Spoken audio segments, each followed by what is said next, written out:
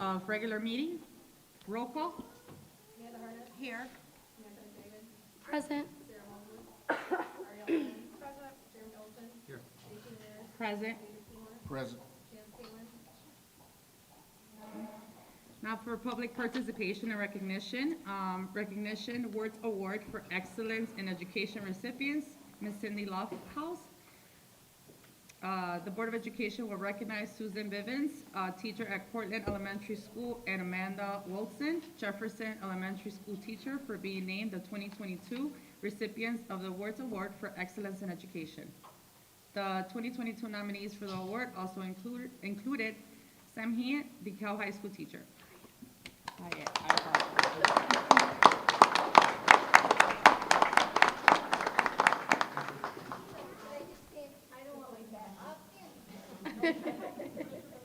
got a good gym voice. This is Billy Young. He's part of the committee, and I'm from DEF, Cindy Lofthouse. The money flows through us for the Wirtz Award. It's from the Wirtz family, and it's given in memory of William Wirtz from 1887 to 1965, Alpha W. Wirtz, 1883 to 1931, and Gene Wirtz from 1902 to 1985. And this award is given each year to an educator in the district who just promotes excellence. And so this year, Sam Hyatt was one of our people that was nominated, and he was nominated for his heart he has for his athletes and the wonderful job he's done with the wrestling program at DeKalb High School. And so we wanted to be sure that we recognize that Sam was one of the nominees. And then the committee chose two people to co-get the Wirtz Award this year. We have Susan Bivens. Susan, you want to come up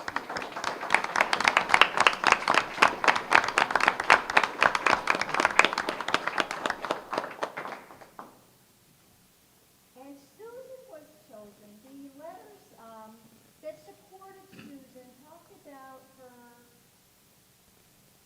accomplishments in the classroom, but then also the way she goes above and beyond for the whole school.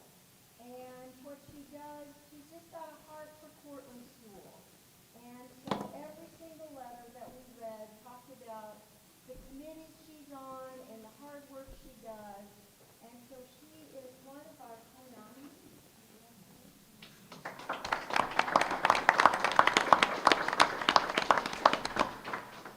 And then our other co-winner is Amanda Wilson.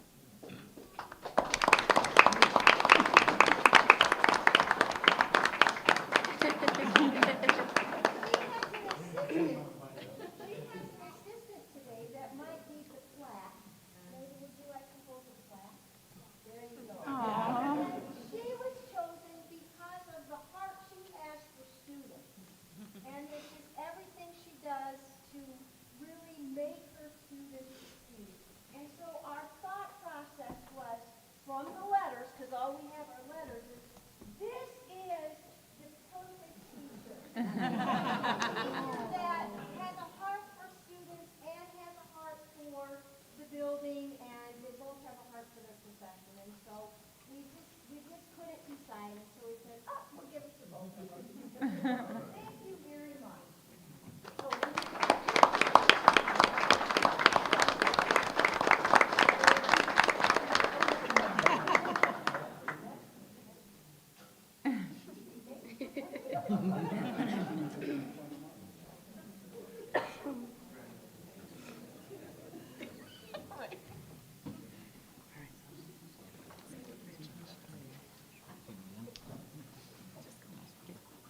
On behalf of the Board of Education, we would like to congratulate you again. Thank you for all the work that you each bring to the district and to the children of this district. So thank you.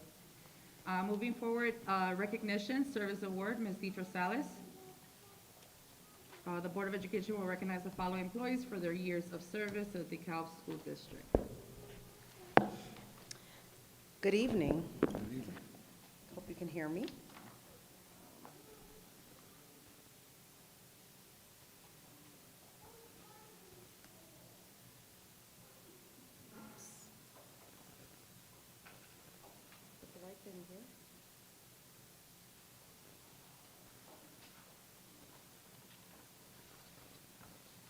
in. I might need your help.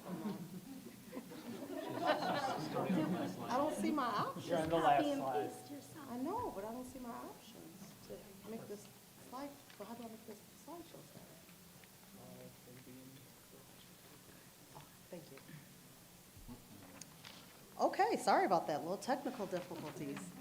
So this year, we are excited to recognize our employees for their service to the district. This year, we redesigned things a little bit, and we're honoring all employees in 5-year increments. So any employee between 5 and 30 years of service, we are acknowledging them for their hard work. This year, for our 5-year recipients, we have a total of 57 employees. For our 10 years of service, there's 27. For 15 years of service, 23. For 20 years of service, there's 19 employees. 25 years of service, 7 employees, and 30 years of service, 2 employees. So attached to our board docs is a program that you can access, and you can see all of the names. When you see these employees, please thank them for their service, because without all of our employees, we could not make what we do every day happen here in the school district of DeKalb. So thank you to all of our employees with their 5-year increments of service to the district.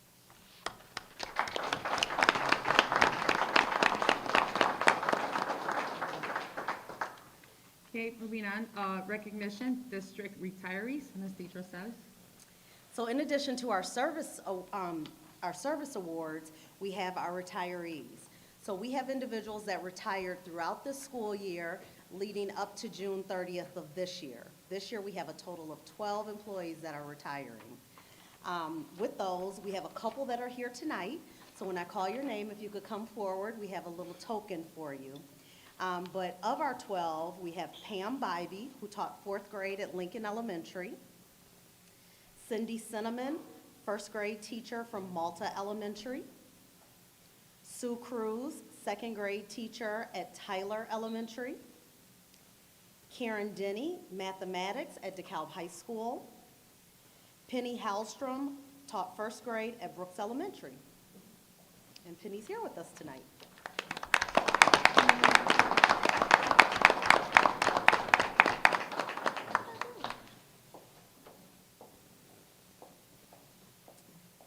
Thank you.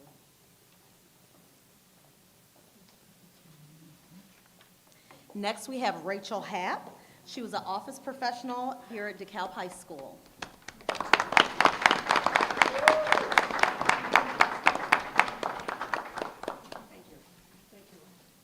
Carolyn Hauser, office professional from Huntley Middle School.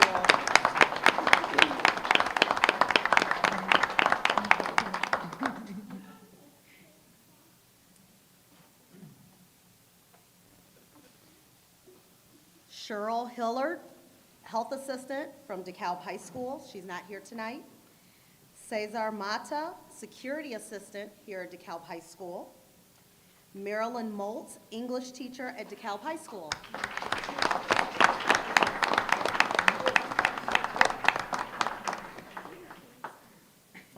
Gail Smith, an instructional assistant at Huntley Middle School.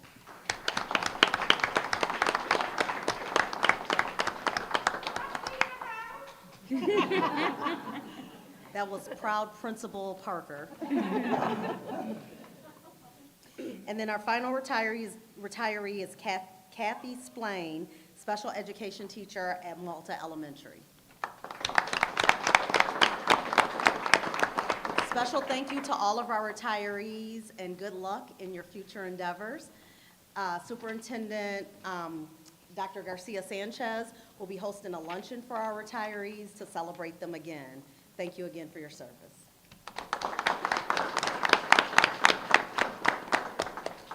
Thank you. Now we're moving forward to public comment. Members of the public who wish to speak to the board should complete a request card prior to the start of the meeting. This section of the meeting will be reserved for comments from the public. All comments should be limited to 3 minutes. Criticism of individuals is not in order. Okay. Okay, with no cards, we're moving on to board correspondence. Let's see.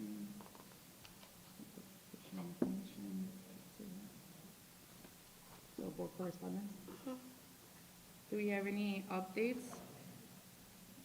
We had an FFAC meeting last week where we talked through some budget, our budget proposals and the assumptions made when budgeting. And I think it was a good meeting. It was very informative, especially for some of our newer FFAC members. Any other updates? I visited with Principal Horn last week for our, there we go. Visited with Principal Horn last week, and conversation got so good, I'm coming back tomorrow to continue our conversation and get a full tour of the building. Awesome. Anybody else? I also had the pleasure of attending the family night that was hosted at Huntley. It was a packed house, so thank you, Ms. Parker, and to your staff for organizing that event. It was a great event, so thank you for inviting us. No one else has anything else? We're gonna move on to consent agenda. Okay. It is recommended that the Board of Education approve the consent agenda items A through E as attached. Is there a motion? So moved. Second. Yes. Yes. Yes.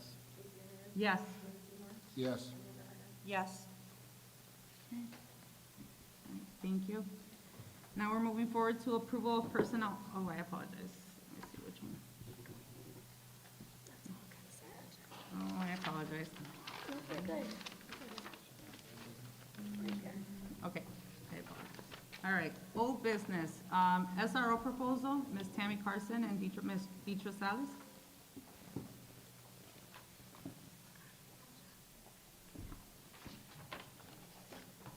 We are just back in front of the board to readdress the request for 3 additional SROs. At our last board meeting, there were some requests that were made from our Board of Education in regards to our safety audit results and what the advice or the recommendation coming from the safety audit firm were.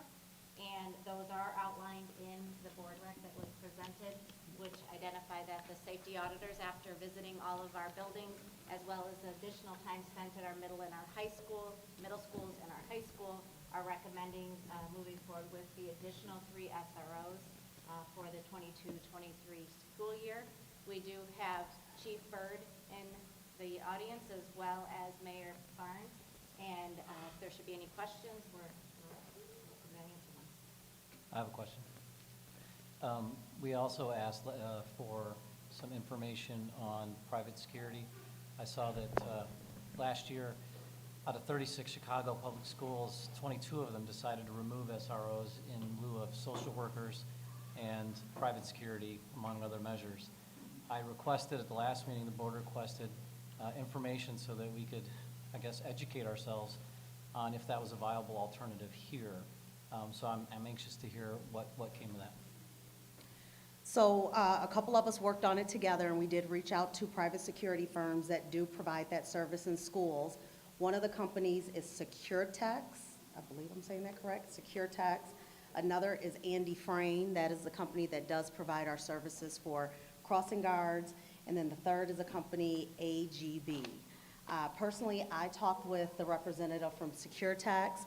He was asking to be able to give us concrete pricing and give more details. He looks for a bid proposal, and we're not at the point that we were ready to do that, so he did provide some general information and did say that this is the work that they are able to do, that they design it to meet each district's needs based upon what exactly it is that they're looking to accomplish.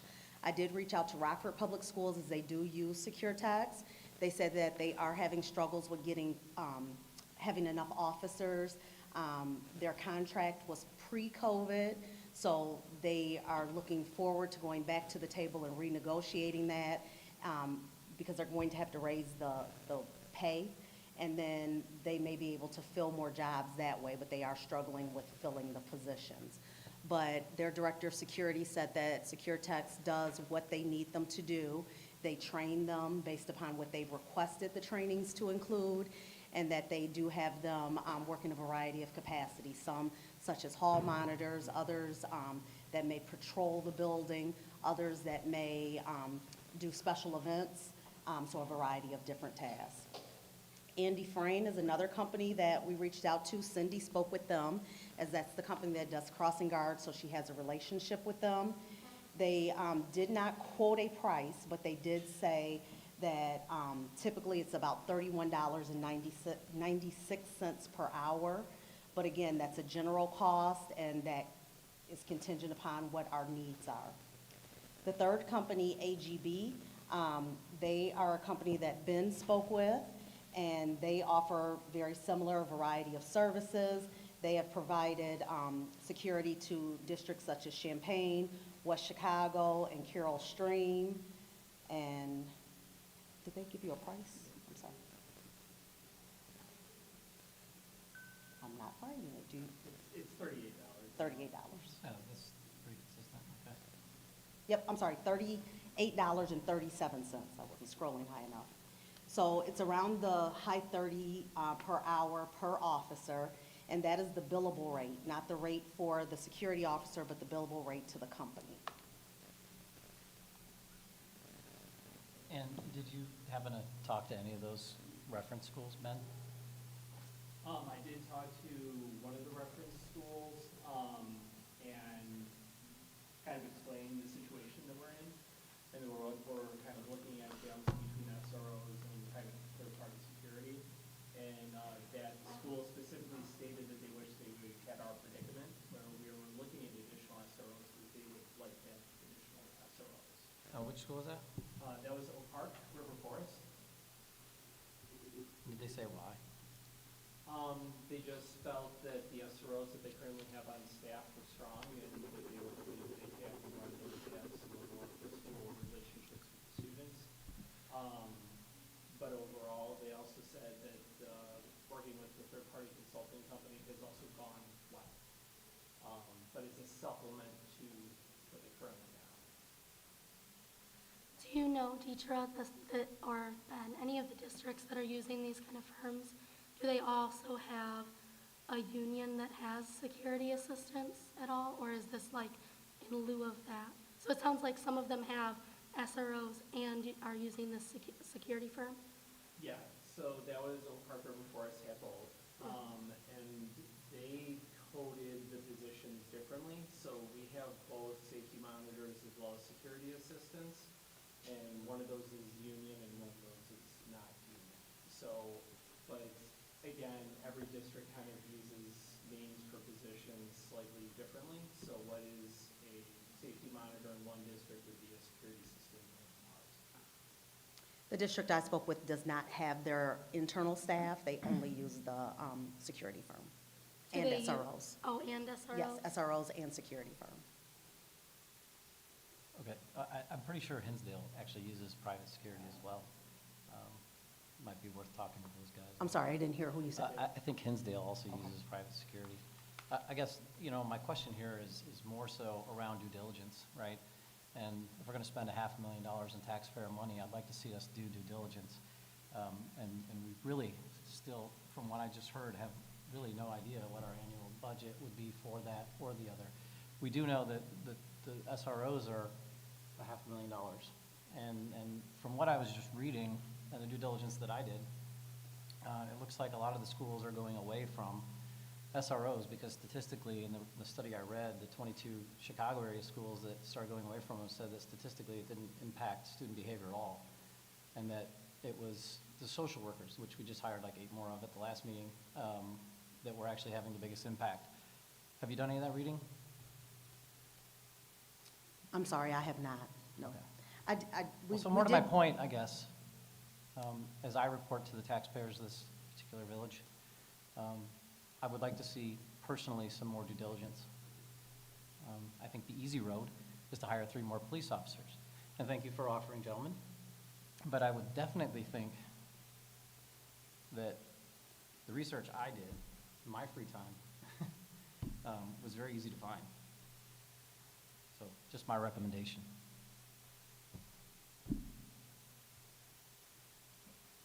No further questions.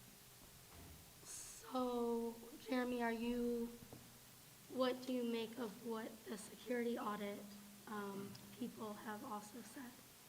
I haven't had the opportunity to review that because it wasn't attached to the board agenda. But, It's in the proposal is that what that was? at the Oh, end. because I read it. Oh, of course. I kept reading, I was like, I don't see it anywhere. Okay, well, either way, I haven't read it. So, I don't have a for or against argument because I don't have half the data to really compare. So, if they believe this is true, then I'd love to know why it is that so many schools in worse areas than ours are going the opposite direction. I would have that question for them. I feel like, I just feel like there's so much due diligence that has yet to be done. And this is a huge decision financially, as is some of the other ones we're going to discuss tonight. And that is why we are here. So, financial oversight. I just want to make sure we're making a good decision. I love our SROs. But at that point, what is it we actually need them to do? You know, we don't have a ton of arrests, which they can do, but they need help detaining people at times, right? People who can do that. Well, there are people who are trained to do that, but I know that most of the places that I have talked to have said they've done pretty well with their party security. So I'm not talking to the same people that you are, clearly, but I guess I would just like to see more diligence done on something this big, because we started this whole thing out, Minerva, talking about we're not going to police our way out of this. And the other thing is, as long as we're on the subject, is I get the feeling we're starting to try to do everything at once, right? There's no scientific method to this, which is you try something and then you say, okay, that did or didn't work, and then you go to the next thing. And you add to it, right? And that's called planning, it's structure, right? It's how most organizations function. And so we said, we think that social workers are going to do a really great thing. But we're also going to do, double the size of our security force. And in addition to that, probably add a lot more people. And so my point is simply, how do you know what's working, right? If you're just throwing $10 million worth of stuff at things. So my preference would be to look at maybe one more security officer in the high school where it seems like it's most needed, or something like that. We didn't even consider that alternative, right? And maybe getting some help with some people that can help detain people if something happens and there's a physical altercation. We have these new counselors coming in to help on the back end of that. Let's see what that does, right? But we're not offering that. But those are called stepwise approaches, right? Where we methodically go through and say, is this working? Because I will tell you that if you do that and we see marked improvement, I'll be the first one to vote for the second guy to come in, right? So it's just to me about the method more so than where we're going to end up. It's how we get there. And I feel like we're just jumping forward and writing huge checks. And by the way, our taxpayers are about to take a hit from NICOR, right? Or a huge one. We have inflation going nuts. We have a state government that's unbalanced at best. So I am just looking at, us being a little bit more considerate of the money, because it's not ours. It's taxpayer money that we're using. I disagree that it's not a scientific approach. I think that this approach is called a multi-pronged approach because it's such a complex issue when you're talking about student behavior and student achievement and how those interact with each other. I think you have to have more than one approach. You can't just say we need social workers. You have to look at all of the parts that we need, and I think that's what this plan is trying to address. I also think that the SROs are not meant to just be there to detain or arrest, but they're really meant to be building relationships, positive relationships with students that are proactive rather than reactive.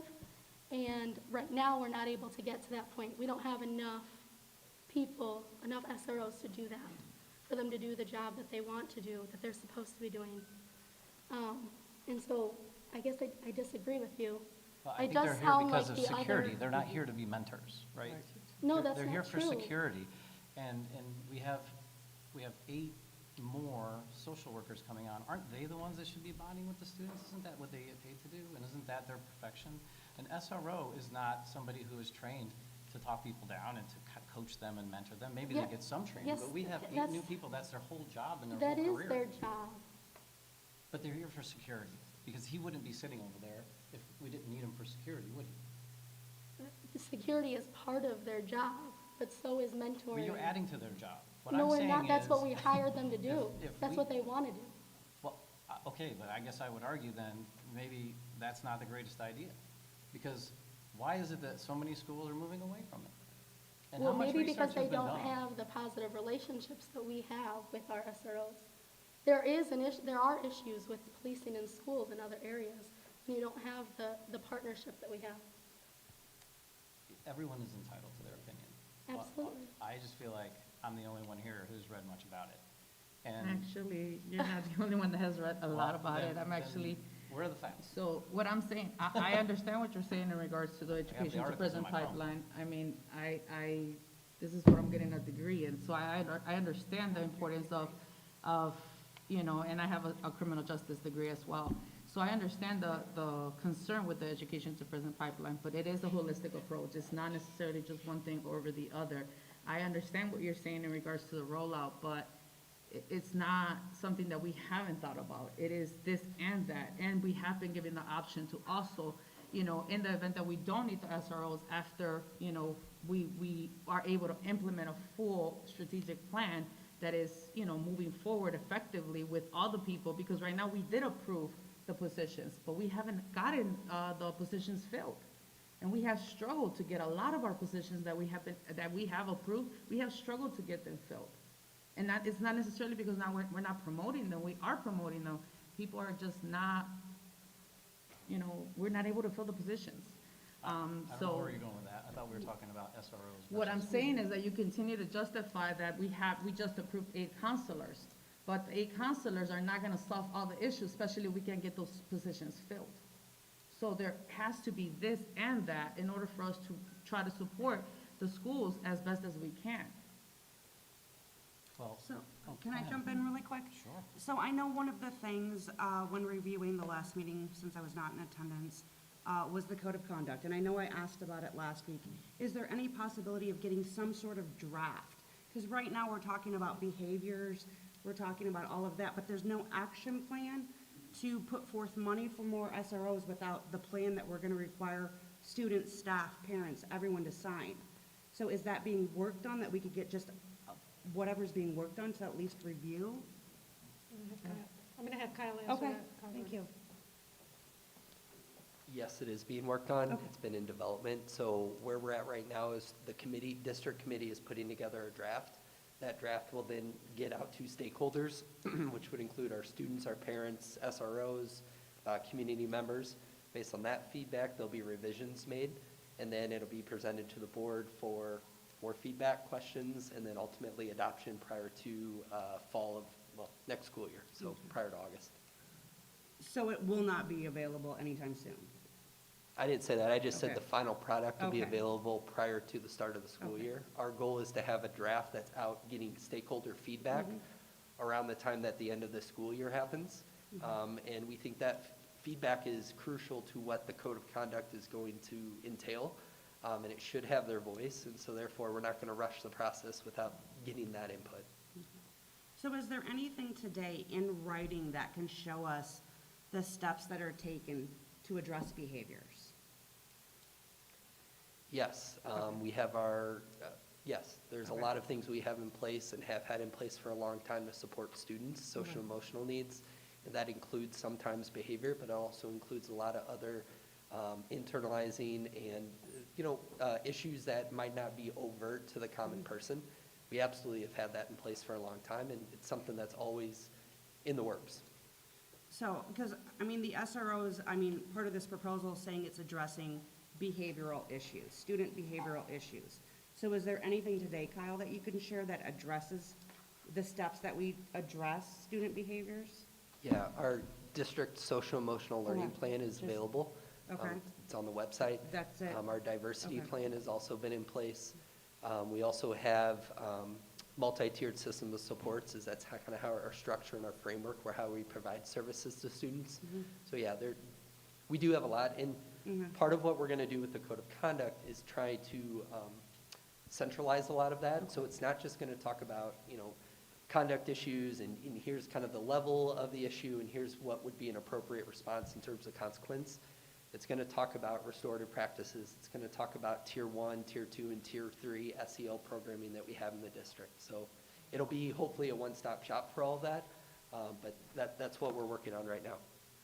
So, because part of my concern is, in the contract for this request for the additional 3 SROs, if the code of conduct, which, correct me if I'm wrong, if I did not read the contract correctly, at any time with a 90-day notice, the city or the school can pull back if it's not adhering to the code of conduct, correct?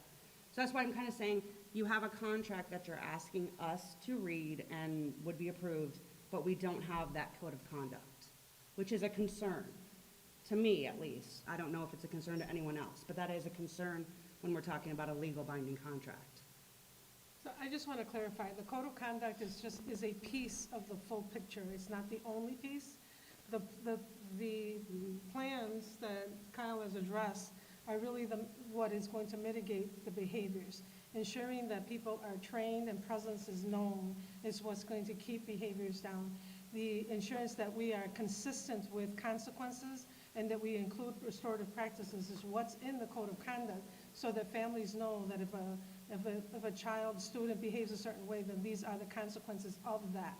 So it's not just the code of conduct by itself, it's the code of conduct and how it works together with the SEL plan, our MTSS framework, and then, of course, how it is, it rolls out in each one of the schools. We still need to have adults trained on how to use the code of conduct. We have to ensure that all of our staff feel that they are comfortable with classroom management and SEL supports at that level, as well as school-wide. So the code of conduct is a piece of the puzzle. It's not the whole puzzle. It's just what mitigates what consequences occur or somebody incurs when they behave a certain way. So I don't want you to think that the code of conduct is it, right? That those are the pieces that just shows that it's very clear what happens when a student misbehaves, right? So the first time it happens versus the second, how grave the issue is, if it's a fight between 2 individuals that was just physical or words, versus did a student throw a chair or use a chair as a weapon. It's still a fight, but then it gives different consequences for that level. It still includes restorative practices. It still includes a lot of other work that needs to happen at the school level. Just because we end up with a code of conduct doesn't mean that it's going to work appropriately. It takes all of us, every single adult, including the parents, to ensure that we're following it. So even though we might have a draft, even though we might have it out this summer, it'll still be a tool that we have to tweak, but then on top of that, we have to teach everyone how to use it, right? So even if we had that with you today, it wouldn't make anything different. It just means that we will be consistent on how we move forward, how we use the code with students and staff and parents. I just want to make sure that that's clear. It's not the end-all be-all of an answer to everything. It's just a part of the answer. And I 100%, I understand that. What I'm saying is we're asked to be binding in a contract regarding a large section of the contract. I mean, you've got section 2 with 5 points there, A through E, all about the code of conduct, and we don't have a code of conduct to look at. That's why I'm bringing it up. That's a concern of mine. Putting forth a contract where there's fees, a portion of cars, and then if the code of conduct isn't something that's followed through, the city has the opportunity to pull that with a 90-day notice. Sure. And we've paid for 25% of automobiles that they've decided to end the contract. I'm just saying, that's a concern of mine, because I don't know the action plan, and I'm asking for it, and I understand that it's in the works, and that is a concern of mine, that we're binding a contract without seeing a portion of what the contract entails. I'd like to ask this question, if someone can answer it. The security firms that Jeremy has asked us to research, how would they be different than the security personnel that we have already? What would be the difference between the security firm versus our security personnel? It would primarily be the oversight. They would, in essence, report to the firm that they work for, and then the firm would consult back with us on matters of everything, training, discipline, hiring, termination, et cetera, et cetera. Now, our security assistants that are part of our DFSA union, those individuals report directly to the principal of the buildings they're assigned to. So Huntley, Clinton Rosette, and here at the high school. They report directly to the administration that's on site, and they take direction from them. It'd be somewhat similar with the security firm, but if we needed to separate with someone or there was a matter of investigation or things of that nature, it would then be taken over by the leadership of the firm versus here within the district. So if we were, and I don't know that we've gone down this path, but if we were to consider a security firm, what then would happen to our security assistants? They have that same question. They did reach out to me and they said they are concerned about their jobs being outsourced, and they have major concern about that. Concerns about if we are adhering to the requirements of the labor board, if we are adhering to their contract. So they have those same questions. So it would, we would have to go back to the table with them.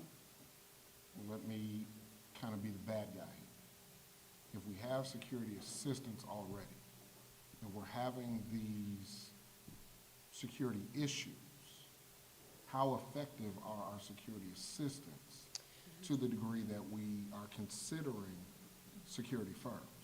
So our security assistants have been asking for training. We have started started implementing training.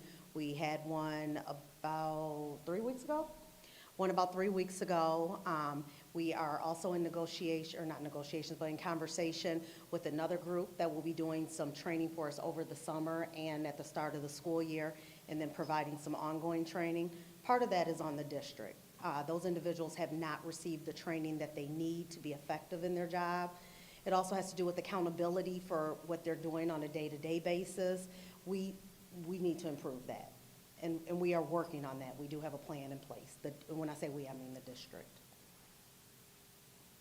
And if I can, I was with the security audit firm that we had in to do the audit when we did an observation of security assistants at the middle and high schools a few weeks ago.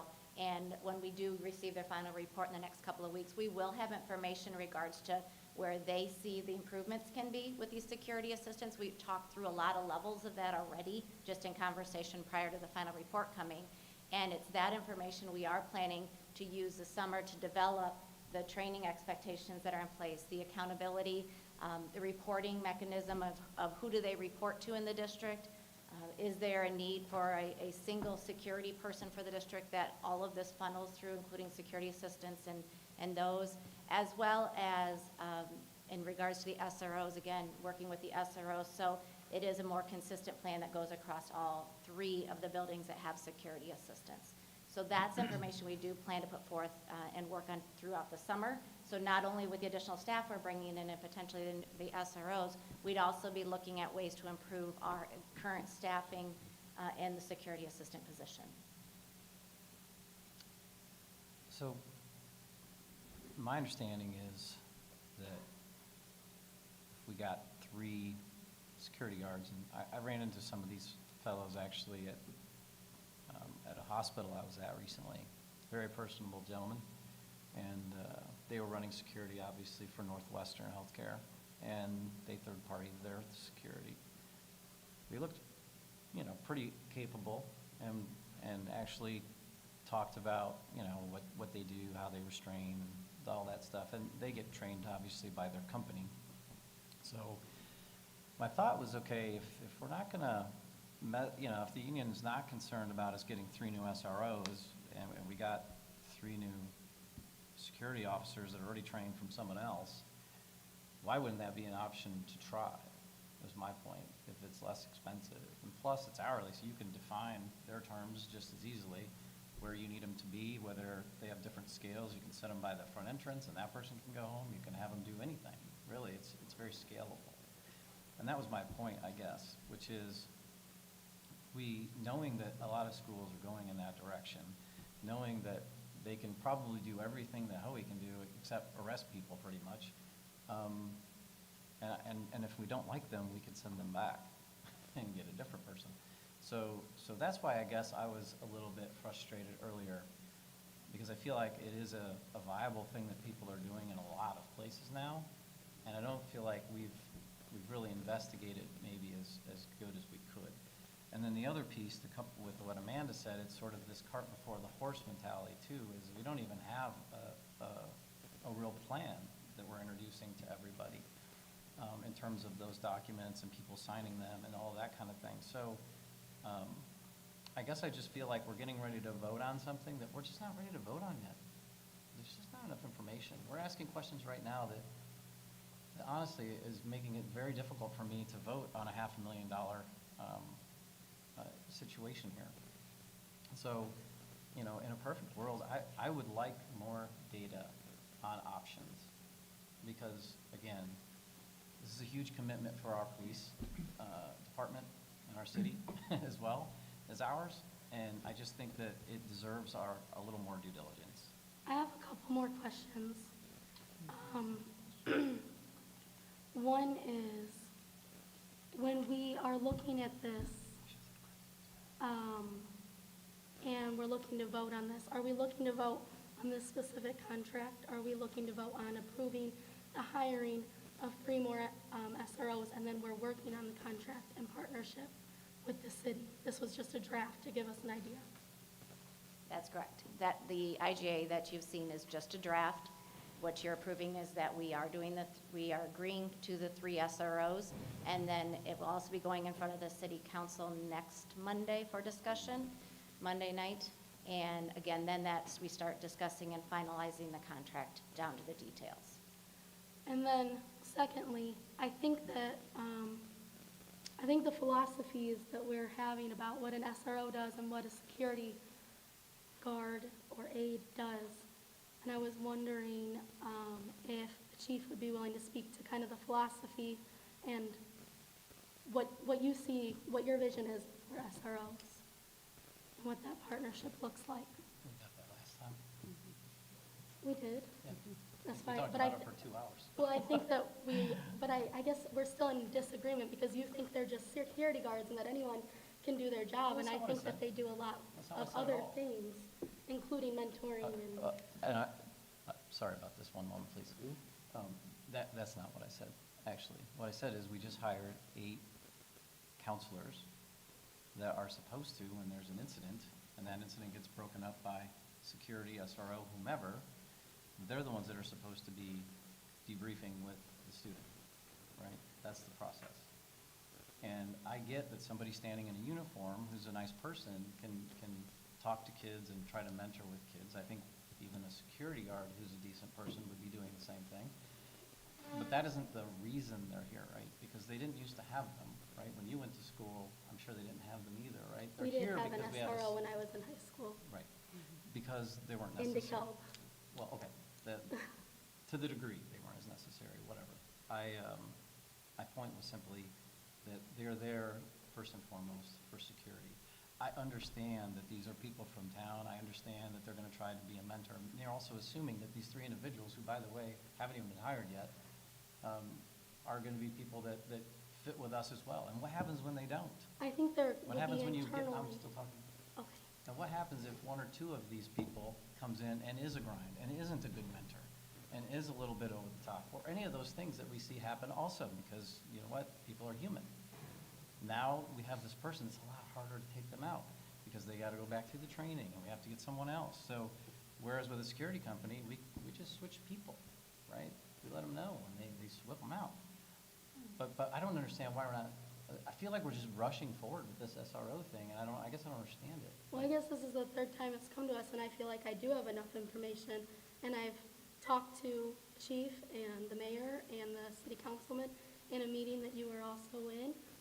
And I just think that they've said, this is what we need for our current security, or for our current school resource officers to be successful and to do the jobs that they're supposed to be doing. right now, they can't do the jobs they're supposed to be doing without support. And then there are qualifications and training that go into that. And I'm not suggesting that we don't give them support. That's exactly what we're talking about. It's just not the support that you keep asking for. And I don't understand why it is that we're so bent on a huge commitment with police cars and police officers that frankly could be done without all of that. Why, I just don't, I think that the model we have works. Well, if it works, then why are we hiring 8 more social workers? And why is it that all the data that's coming out of the city says they don't? I don't know, Jeremy, we're not Well, that's what, and Chicago. you just said you had enough information. I do feel like I have And enough clearly you don't. local information. Okay. So you do not want him to speak, is that what you're saying? No, I heard exactly what he said, and I agree with everything he said. I think everyone we've ever had, I know Chris very well. I am very good friends with Aaron, and yes, we've had great SROs here. I have no issue with them at all. That is not the point that I am making. The point I'm making is it's expensive, and I don't know that we need more, because if the things that we're doing with the code of conduct, if that even has this much help, right?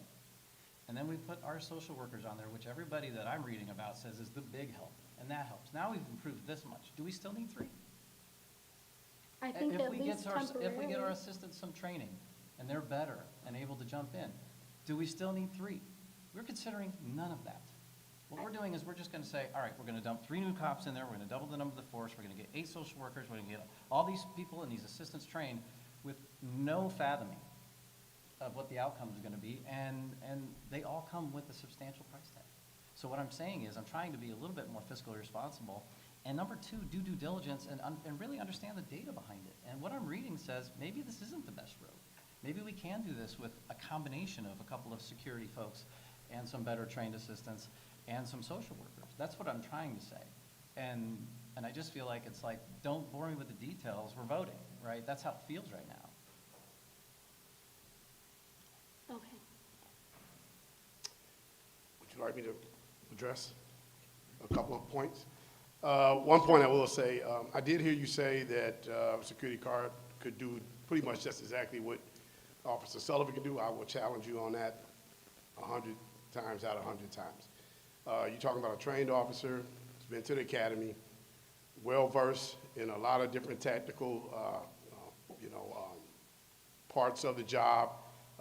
And so to say that a security guard can do exactly what a police officer can do is, borderline disrespectful in a lot of ways, but that's okay. The other thing is that when it comes to the SROs, they are life coaches, they are mentors. That is part of their job. Our SROs have spoken to other SROs in a lot of different schools, and believe me, they are doing that component, which is why we send them to school once we decide that they are going to be SROs. It's not like we take them out of the rank and file and say, okay, you're going to the school. They have to go to training first, and the training that they're getting is geared towards leadership, mentorship. Like I said, they are life coaches. That's their job. That's part of it. Now, of course, if you have a serious situation, yes, that is also part of their job as law enforcement officers to engage. So at the end of the day, I understand that probably the plan is, to some point, to phase out the SROs. And at the police department, we are totally okay with that. And that's fine, and that might be the end goal. I mean, maybe, and that's why we do have a 90-day out, because if at some point you say, hey, 6 is too many, we should go to 5. 5 is too many, we should go to 4. That's why we have the 90-day out. My concern is that, and I'll say this again, my concern is the students and the faculty. Of course, everybody here is on the same page, I understand that. But I also have to protect the officers in this building while they're doing their job. We just saw the other day, saw another video of a kid swing a chair at another kid. So my point is, so when the chair is swung and Officer Sullivan has to go, who's going with them? And are they going to be effective? So if you're saying that the security guards are going to be effective in assisting Officer Sullivan with a situation like that, then I have no problem at all with that. But we have to make sure that those security guards are trained appropriately to assist a police officer with a situation like that. And if you're saying that that's gonna happen, then you have no problems with me. But I will not allow him to get hurt, because he has a family to go home to, and I will not allow that. So at some point, we either make a decision, if it's gonna be the security guards, and they're gonna be well-trained, and they will not be consistent with training of a police officer, I can tell you that. But if they can assist him in dealing with a situation similar to that, then I really don't have a problem. And at the end of the day, if the schools want to phase out their SROs, they're police officers from their foundation. So their jobs, they can do within the city limits, and of course, and we're okay with that. But, I won't belabor this. I gave my point last time, as you spoke of, but I do think it's a little bit disheartening for me to compare a security guard with a trained police officer who's been doing the job over 15 years. Well, I didn't mean that to be But disrespectful at all. But that was what said. It was said that way. But And I'm actually, sure he did. well, I'm sure the he reason didn't I said take it that way well is either. because the majority of the ones that I was looking at were former police officers, first of all, but. Okay. And they're much older too. So I'm sure they are, majority. But my understanding was that we don't want, Chris and your other officers to be hurt. And we need people who know how to restrain people. That and- is one of my biggest concerns, and of course, they're big, everyone here, I know is on the same page about the children and the faculty. At the end of the day, I've said this over and over again, it's a Band-Aid. Sure, it's a Band-Aid. And I'll say it again, we use Band-Aids every day in the streets. And we have programs working in the background, trying to make things better, trying to reduce crime. But until then, we have clear and present dangers and I'm just speaking of as far as inside the city, that we still have to combat crime on this side, and we also have to have programs going here. And I feel like the school is the same way. Yes, you have, you have social workers working on this side, but until this takes effect, how are we gonna keep people from swinging chairs in the cafeteria? Who's gonna be there to combat that? And that's my concern. So, but if you think it's the security firm, we really are okay with it. I just want to make sure that when that happens, that he gets the assistance that he needs. If we decide not to do any of these, that's all I'm saying. And I understand where you're coming from.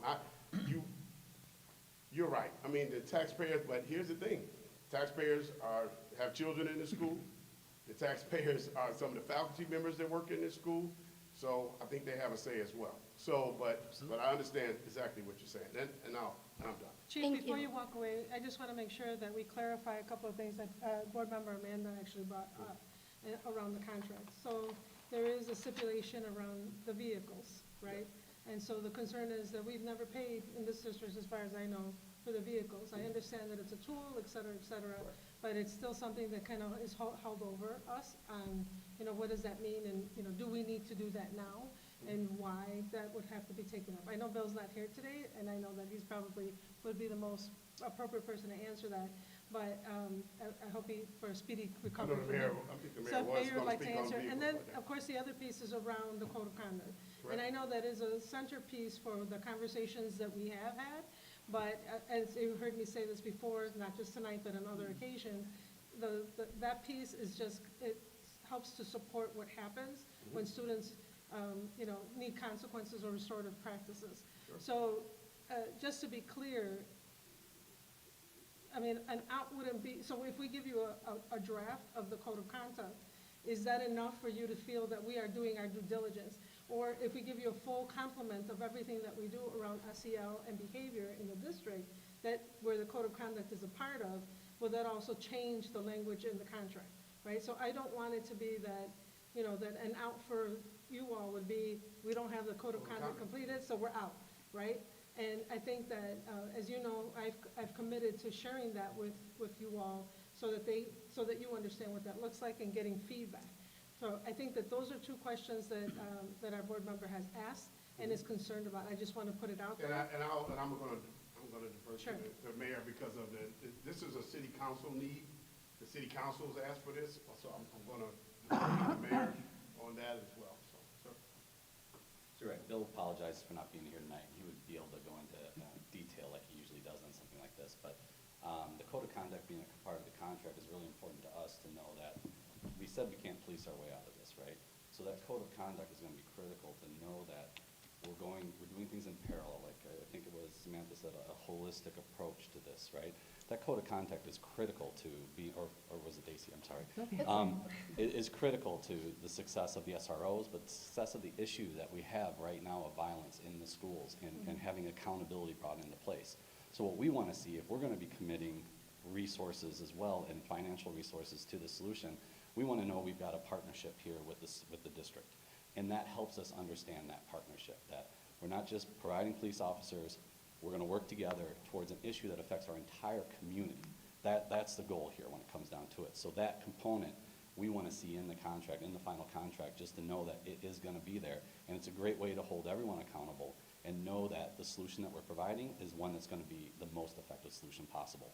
And on the cars, I'll tell you right now, if you decrease a couple SROs, I'll refund you the money.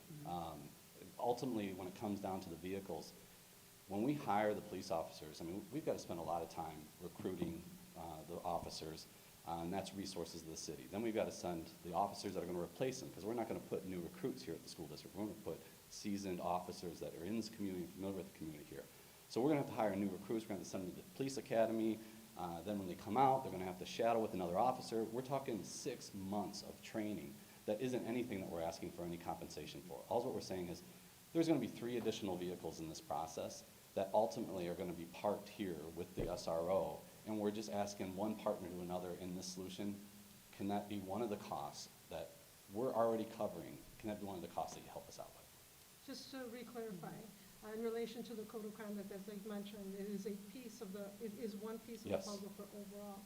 If we were to share the complement of the other pieces that are inclusive of the code of conduct, where they would work together, is that sufficient to say, you know, they're working on this, here is the complement, things that the processes and frameworks we've had in place for a long time, and then we're adapting some new ones based on what we're seeing now. Yeah. So if we shared that complement of those pieces, would that suffice the Well, council? Without seeing the complementary pieces, I can't say if that would suffice.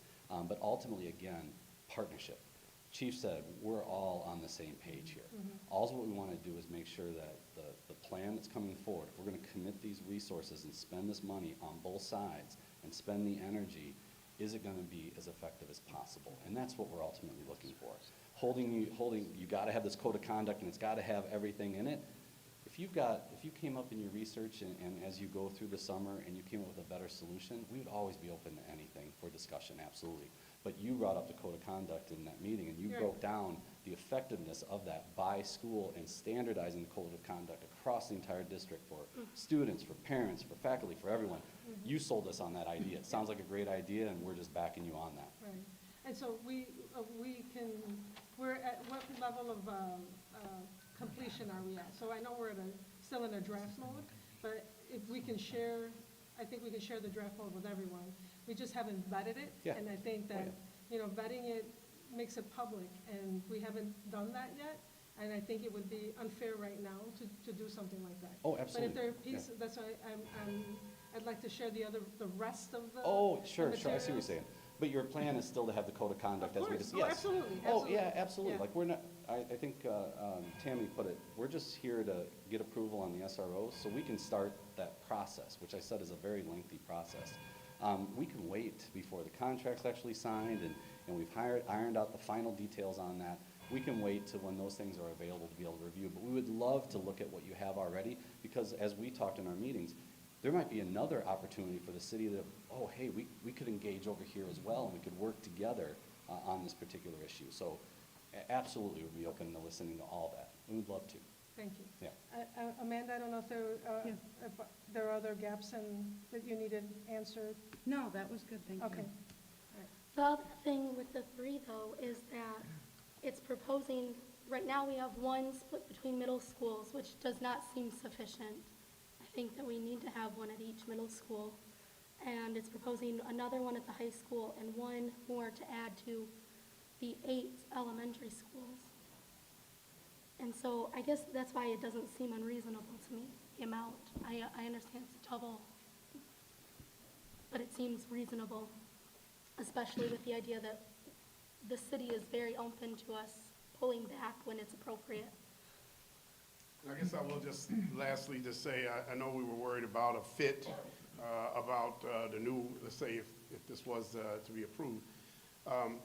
You know, you have to have 3 years to even be considered for an SRO position on a job. So within 3 years, I'm pretty sure we have a pretty good idea of the mentality of that police officer and what he can or what she can or cannot do. And there's the interview process as well. And to your point, if it's not working out, you can just as easy have the same conversation with me regarding an officer as well. So, but I will say that we will, you know, the selection process on our side will be, you know, we'll be vigilant, and we know there are personnel right now within my ranks who I can tell you right now I can point to and say they do a great job at this. Now, you know, but we haven't really vetted it out to them yet. So we just want to wait. Of course, I'm not going to push that out unless it's actually going to happen.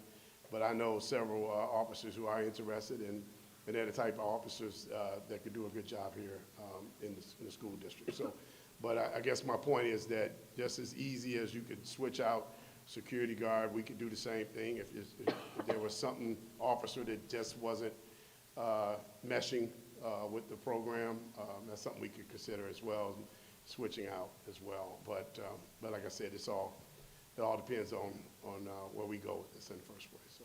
I do have one more question. Mayor Barnes, you said, I think you're trying to bring this back to the council, city council next Monday? Correct, on May 9th, Monday, yes. So do you kind of need a decision to be able to bring that to them? Is that That what and you would also like to the length know? of time it's going to take to replace, like you said, officers that have been on the force in our community for over 3 years, right? If we pull them out, knowing that's going to happen in the fall, we need to backfill that internally. So we need to start the process of recruiting 3 more additional officers, so we are made whole come the school season, or school season? Start of school, Start yeah. of school, thank you, school year, thank you.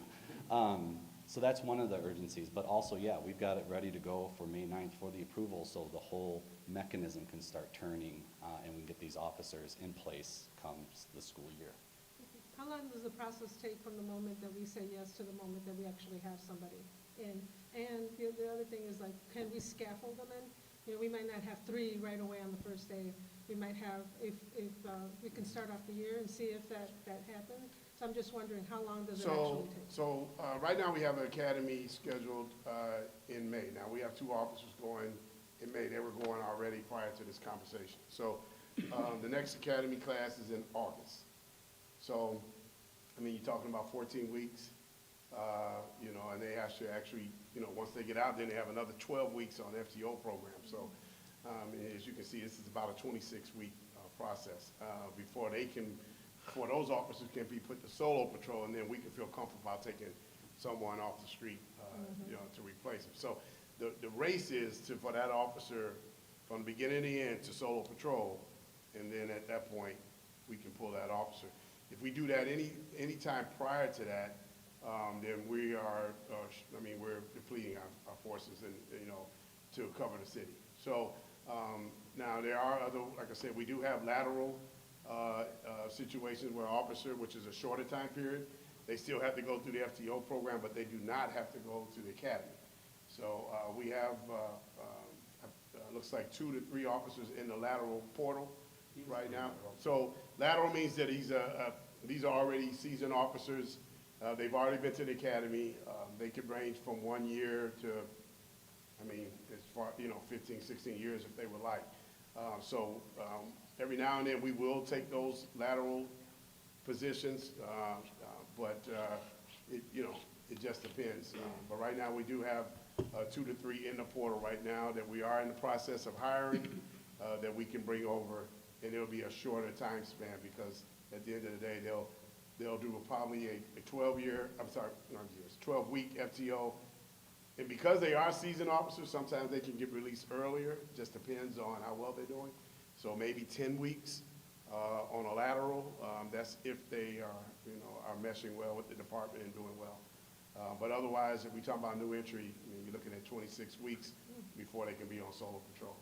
And we would still be able to have an opportunity to meet them and do a good fit for what we as a district are looking for. Yes, So for we the would have officers the who same- are already in the department that we select to be interviewed. So so basically, how that would go, we'll put out a memo of interest for this position. 6, 7, 8 people might apply, and then of course we would add you to the interview process, so you can also be a part of that, and we would just go from there and pick the. So, just so you know, obviously we have a high standard, Sure. right? So we have 3 wonderful agree. SROs that are very attentive and understand how the system works.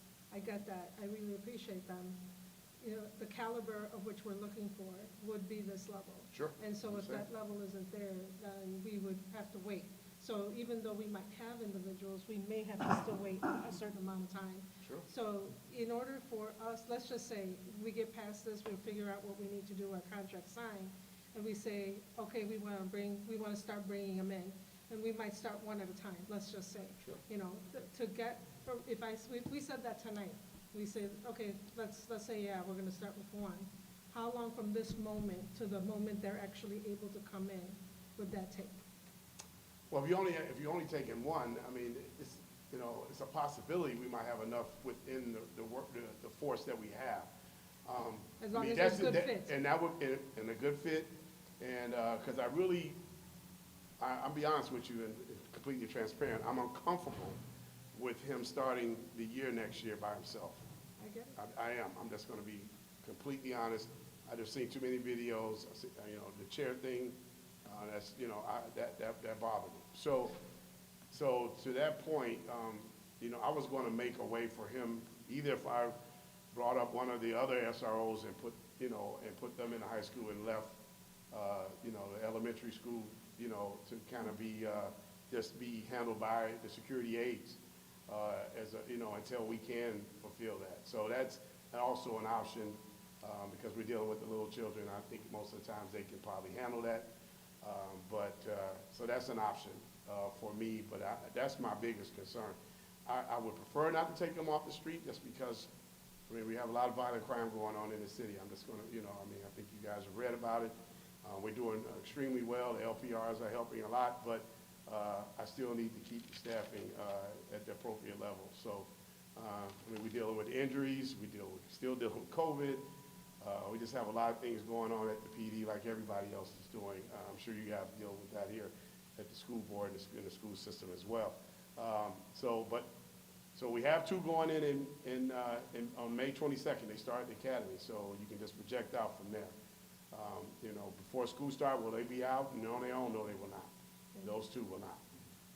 Right now, we're, like I said, the fastest thing for us now is a lateral, which I have 2 in, and that would probably be 10 weeks from the day that they actually start. It's probably the fastest we could get somebody in. One quick comment. The chief's talking about what we could do right now. We have our own staffing needs. We have our own goals in the police department. We're trying to scale up right now. So that's why, for me, the urgency is there, where I really want to know what your decision is so we can start the process. Besides the 2 that he's talking about and the laterals, if we're going to take 3 officers out, and that means we're going to be recruiting, making sure that we got 3 going into the academy as soon as we possibly can if there's an opening. So that's why we're just really hoping you can give us a decision. Let us know what you're going to do so we can execute on our side to make sure that the SROs are trained and in place come the next school year. Yeah, and that's one of the biggest, and morale for the guys. See, what I can't do, and morale is important. I'll just be honest with you. If I snatch 3 officers, and say, okay, it brings us down into the 50s, now officers are starting to work more overtime, and then they're not spending time with their families. And we dealt with that through COVID, where a lot of officers were overworked and tired, and that's when mistakes happen, and injuries and all that. So there's a lot of moving parts to this. I appreciate your transparency and your clarity around that. And I do understand your need to know, so that we also need to know, so that we can plan forward, right? So we can move forward. I will say this, and I know that although we don't have the full report back from the audit, I think we should hear what the suggestion or recommendation is being made by those that actually perform the report around the SROs. So Tammy, do you mind sharing that with us, please? Thank you. Thank you. Thank you. So at the last meeting, this was brought up that we really wanted their information, so we reached out, and so what they have recommended is that we hire 3 additional SROs, 1 high school, 1 middle, 1 elementary, Having two assigned to the high school will have a better chance of developing positive relationships with the students and developing new programs. At the middle school level, another SRO will ensure that each school would have a law enforcement representative to address student behavioral issues and parental issues. And that these SROs would also be able to develop new programs and build positive relationships with students. And adding an SRO at the elementary level would provide some relief for the burden currently placed on the existing SROs who are constantly running between who is currently running between the 8 elementary schools. Providing additional SROs at the elementary and middle schools will also help to teach students to behave properly when they are young, and that kind of mentoring would reduce problems now occurring at the high school level. And so that's specifically what they had said. They're going to be coming forth with more recommendations, like I have said, that this is just scratching the surface of what this entire audit is going to look like, and there's going to be a lot of work put into this, and then it circles back to the security assistance, the training, and all the work we need to do with them. You know, Jeremy, you spoke of due diligence. You know, I support that. My concern is that to do that proper due diligence is going to take time. And with the current contract we have with our current assistant union, there are discussions that have to take place with that union because it is changing the labor force there. And that takes time. The RFPs are required, I think, as the security firms that we did talk to said they would need an RFP. Again, I'll say again, it takes time. And to be ready for the start of school and have the people in place to provide support to the current SROs and current staffing levels and our students and our families. If we could look to do these 3 SROs to start the school year and then take this time to talk to the unions, talk to the different security companies. If the decision is made to do RFPs, let's move forward with that so that we have all of this information in real numbers. And then if we decide that this is the route we're going to go, we have the time to implement it properly, and then we might say to the city, we don't want all 3. Maybe we don't want any of the 3. And then we give that 90-day out to them, and they welcome back the 3 officers back full force. But that would give us the school year to do that and do it in the proper way instead of rushing into that either. Because there are a lot of other consequences and I'll call it ramifications that could come into play by bringing an outside firm into our school district that are going to be working so closely with our students on a day-to-day basis when we are trying to nurture that relationship with our students, and then with that in turn hands off to its social workers and counselors. It's all that all-encompassing relationship. So I just want to make sure we're not rushing into anything of that and missing out an opportunity to start the school year at a safer level by having the additional experienced SROs in our buildings to help control those behaviors and work in a positive, moving forward in a positive fashion so that we have the opportunity to look at all of our options into that next school year. And then just to add to that, we hired these experts to come in and take a look. We opened up our district. We became vulnerable for them so that they could see what they needed to see to give us recommendations. And if this is what they're recommending because they see based on their expertise and what they're noticing happening in our schools, then it behooves us obviously to follow the recommendations of those experts. Whether we do full all the way or whatever, there are going to be other additional recommendations that will come from this, whether we scaffold them or not. But to reiterate Tammy's point and reiterate our point is that in order for us to get a semblance of foundation, SROs, as the district sees it right now, would be in our best interest. And then as we are sure that we are mitigating a lot of these issues, pulling back as needed.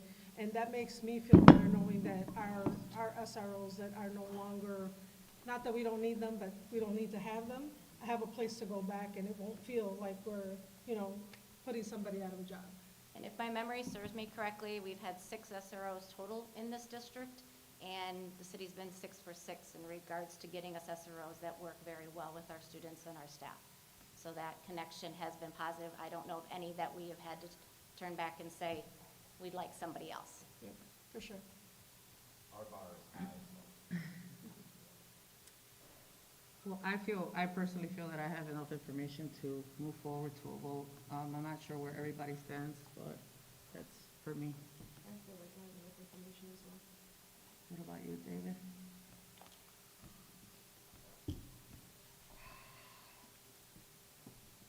I'm stuck in that I definitely feel that we need one more here at the high school.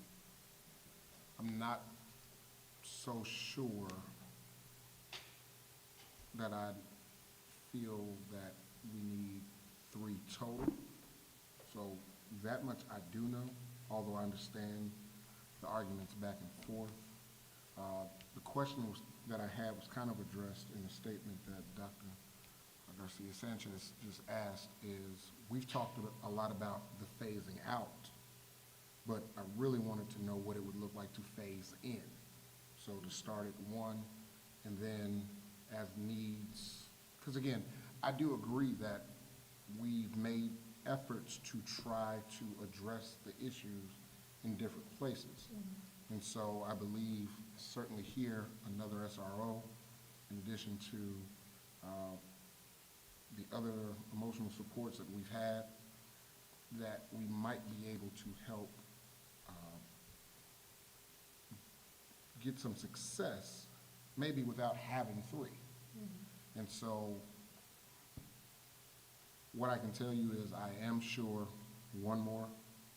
3, I don't know.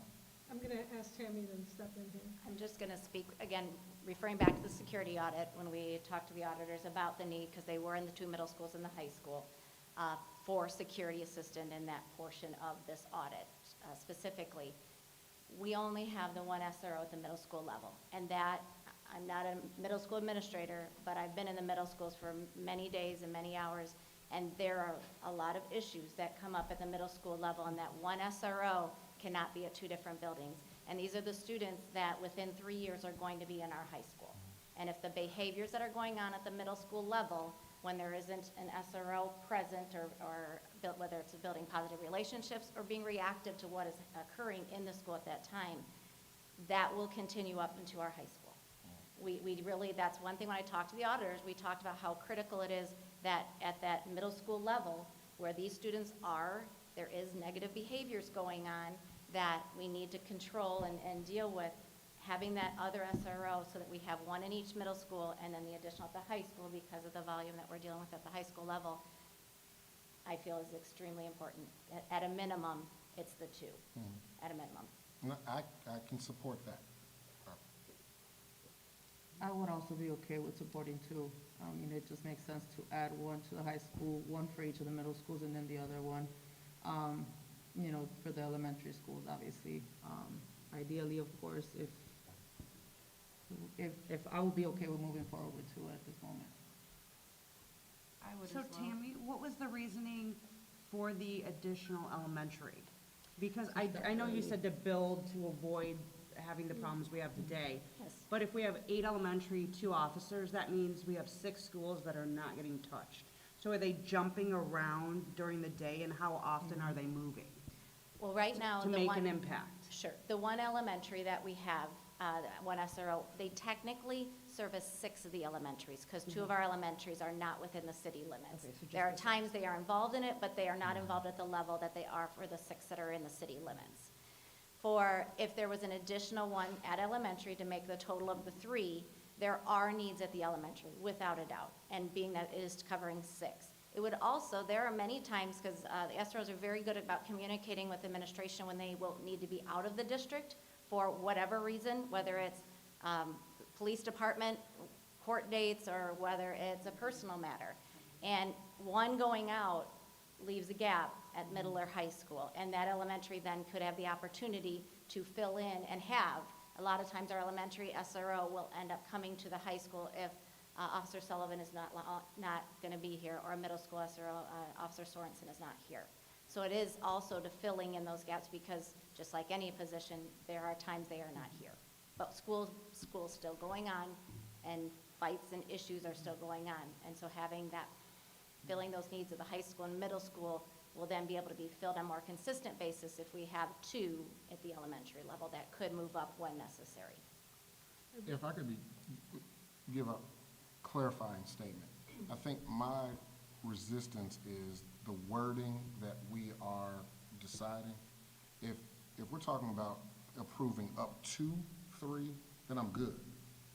I don't know that I'm set to say definitely 3. So I know you probably have an answer, I just want to make sure.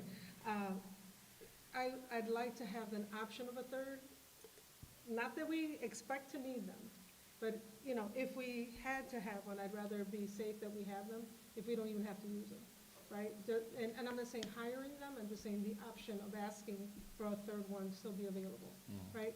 I'm gonna tell you that you think that the elementary schools may not need, but I think we spend most of our time at the elementary school either due to adults and then children bringing items from home that they shouldn't be bringing, right? And we spend a lot of time there, and each time that happens, an SRO is there, right? And it's important because, you know, there are some schools that they can't leave because they spend so much time doing that work there, while the other one is running around doing what can't happen, including also running over to the middle school. Just like we have videos, unfortunately, of the high school, we also have videos of the middle school. So just because, you know, you may not see them as often or hear about them, we do require that, right? So having 2 would at least help us to mitigate what that might look like over the course of a year. If we don't ever use the third one, I'm great with that. If we give 1 back or 2 back, that's fine too. But I just don't want us to change a contract to say 2 and then one day say we need a third one. So I'm just wondering about that. And Tammy, do you want to add anything? It is gonna have to be part of the contract language. What we're looking for is the city needs direction on how many they're going to need to replace in their force. So we do have to make a decision of today of how many definitely, and then I think what you're saying is that the contract would allow basically that the board has given us approval for that additional third if the need is identified, and then the contract has the flexibility, and then we would tell the city at that point, we're ready for that third, and then the clock starts ticking for that third and getting them in the force, or into the schools, excuse me. But we can't just say up to 3, and then the city needs to know, what's our definitive number that we're looking to start the school year with? Is it 1, is it 2, or is it 3? I mean, at that point, though, what's the purpose of the option? Because at any board meeting, we could approve another head count, right? I mean, if the option's there, and you wake up one day and say, we need another one, really, there's no difference between that and the next 10 to 12 days till the next board meeting, and we approve another one. I mean, can't we just... This one took 3 meetings, so. Right, but I think we need to vote on a police officer in our school. I don't think it's something that we would want to leave as an option, at least I wouldn't. That's a huge Did you want to say commitment. something there?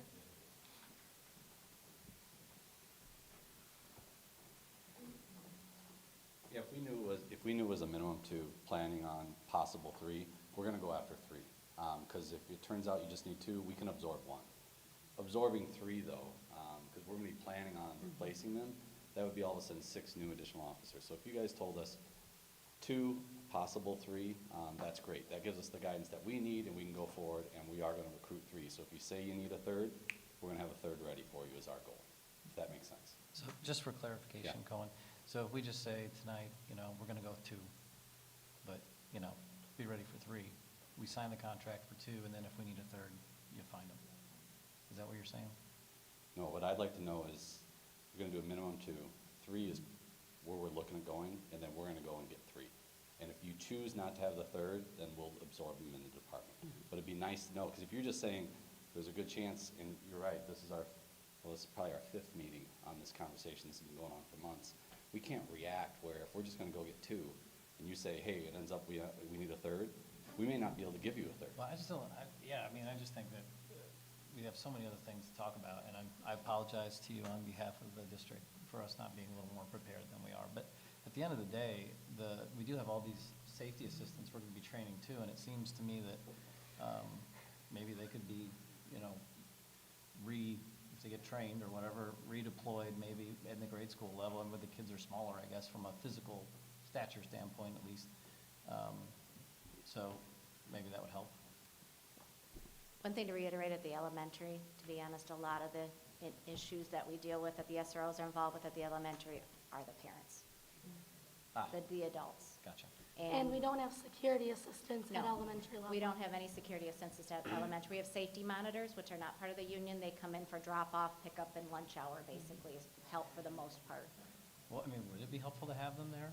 If there's adults around and have an adult, Sure, it would, but honestly, I think we need to take a harder look at our middle and high school and adding more at those levels so that we're able to cover our schools in a more consistent manner. Have a security assistance at that level and make sure we're fully staffed there before we're looking at elementary. Because it isn't, again, it's not the students. Or I shouldn't say, most of the time, it's not the students.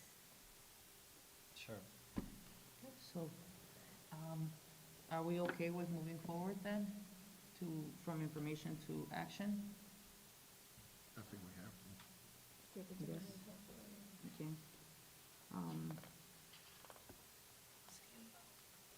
Okay, so we are moving to, move from information to action. Are we doing no roll call for that, right? Well, you need to make It's a a motion. motion. Are we doing two with the option, or what is, Somebody has what to are we? move to change the language of the agreement Right, as well. right, but what is the language? That's what I'm. So we're, I would need some help as to what that language would be, because like, So to like- me, I say up to, but up to apparently there's a technicality that doesn't work. So approval of 2 new SROs with the possibility. with of a an third. option is, Of a third one. third? If we're gonna say that, I would prefer to say pending board approval. sure, I'm okay with that. Can I say something before we do the formalities? I know I haven't said much, I've been observing a lot, so I just want to say something. I wasn't here at the last meeting either, but I did get a chance to watch everything, so I really appreciate everyone's contributions to the conversation and your expertise. It is something I've read a lot about, and I think I feel that my fellow board members have as well, just because I know a comment was made that we hadn't. It's something that I read about, I care about, and I lose sleep about, honestly. It's very important. I do think it's great that we ultimately, and personally speaking for myself, phasing out SROs. I don't think that's the goal, but in the meantime, I think that, and you'll see how I vote, but I think the 3 officers, based on everyone's expertise and the safety of the people who have made this commitment, that this is a good solution in the meantime. And again, I just want to thank everyone for the expertise. I know you've worked really hard. I appreciate all the conversations that have been had, and so thank you all. Any other comments? I guess I still don't Oh, know where we're at. one more thing, and I don't support the private firm. I think if the policing is going to need to happen for now, the way to do it is with the people who have already invested with the good relationships we've built, so that. So you haven't read the literature about there's 0 statistical evidence that police officers in schools have changed anything at all? So, no, and that was kind of the purpose of me speaking right now, is because you've done a lot of speaking for me in the board, and I don't like that, so I'll be clear. I have read literature about the phasing out of people elsewhere, but I'm I speaking didn't speak about. for you at all, actually. I spoke You did for a myself few on behalf times. of the board. So I'm going to move that Okay. that the board approve the hiring of 2 SROs with the option of a third pending board approval on that third, so that the city has clear instructions to look for 3. So move. Second. So then it'll be a roll call. Roll call? Yes. Abstain. Abstain. Yes. Yes. No. Yes. All right, so we now move to motion first. I think the motion carries, does it? Okay. We just said that. Oh, Yes. so now you say it is Okay, recommended now, that. okay, let's, okay. Sorry. It is recommended that the Board of Education approve the hiring of 2 SROs, with the third being an option, With board approval. with board approval. So moved. Second. Ari moved Me. it, second. Abstain. Yes. Yes. No. Yes. Yes. Okay, thank you. Thank you. Thank you. Thank you, Mayor Barnes. and Thank you. Chief Burke. Ooh, so it's long, okay. All right, moving forward, staffing request, Director of Diversity, Equity, and Inclusion, Ms. Deidre Salas. It is recommended that the Board of Education approve the position of the Director of Diversity, Equity, and Inclusion. Per the last board meeting, I made the edits to the job description, the educational requirements, and your title change. So moved. Right, you read? Yeah. Do you have questions? Any before we move? questions? Oh, you were looking at me. No. So moved. We already Sorry. read it. Read it again. I apologize. Okay, we'll go back. I apologize. It's the first time I'm doing it, so please bear with me a little bit, okay? It is recommended that the Board of Education approve the position of Director of Diversity, Equity, and Inclusion. Is there a motion? So moved. Second. Roll call? Yes. Abstain. Yes. Yes. No. Yes. Right, moving forward, Curriculum and Instruction Realignment Plan, Sarah Montgomery and Billy Hueramo and Ms. Deidre Salas as well. Good evening, everyone. Not only did we come prepared with coffee for tonight, but we also came prepared with some rationale and how directly our realignment is going to impact The building. our buildings, our students, our families, and our school leaders.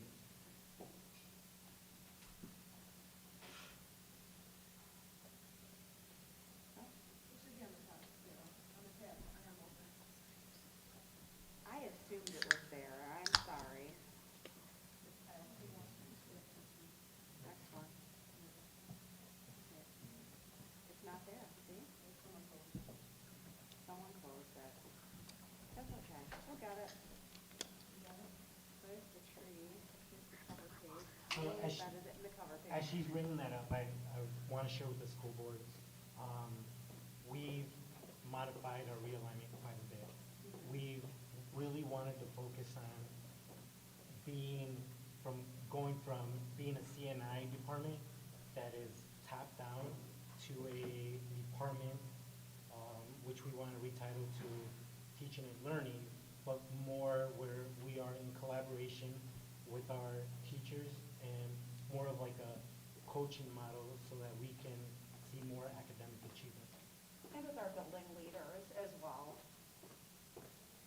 As you know from our previous presentation, we started off I'm with. gonna ask that you move closer to the mic so that people out there in YouTube land are able to hear you. We're movers. So we started off with our original FTE tree with 20 staff. We won't go through that unless you have questions because we went through it last session. Looking at why, the why is important. Why are we looking at realignment? Why are there additional staff needed? We are looking at phasing this again over 3 years. And we've done some rearrangement again to support directly the buildings and our building leadership. So when we look at the realignment, we wanted to make sure that it provided additional targeted supports by content areas. So we are looking at adding the STEAM and humanities managers, which we'll get into more detail in a second, and different instructional support coaches to also support our multilingual, bilingual programming and L support, and also differentiating some of our leadership, but again, look at the building and going backwards into teaching and learning.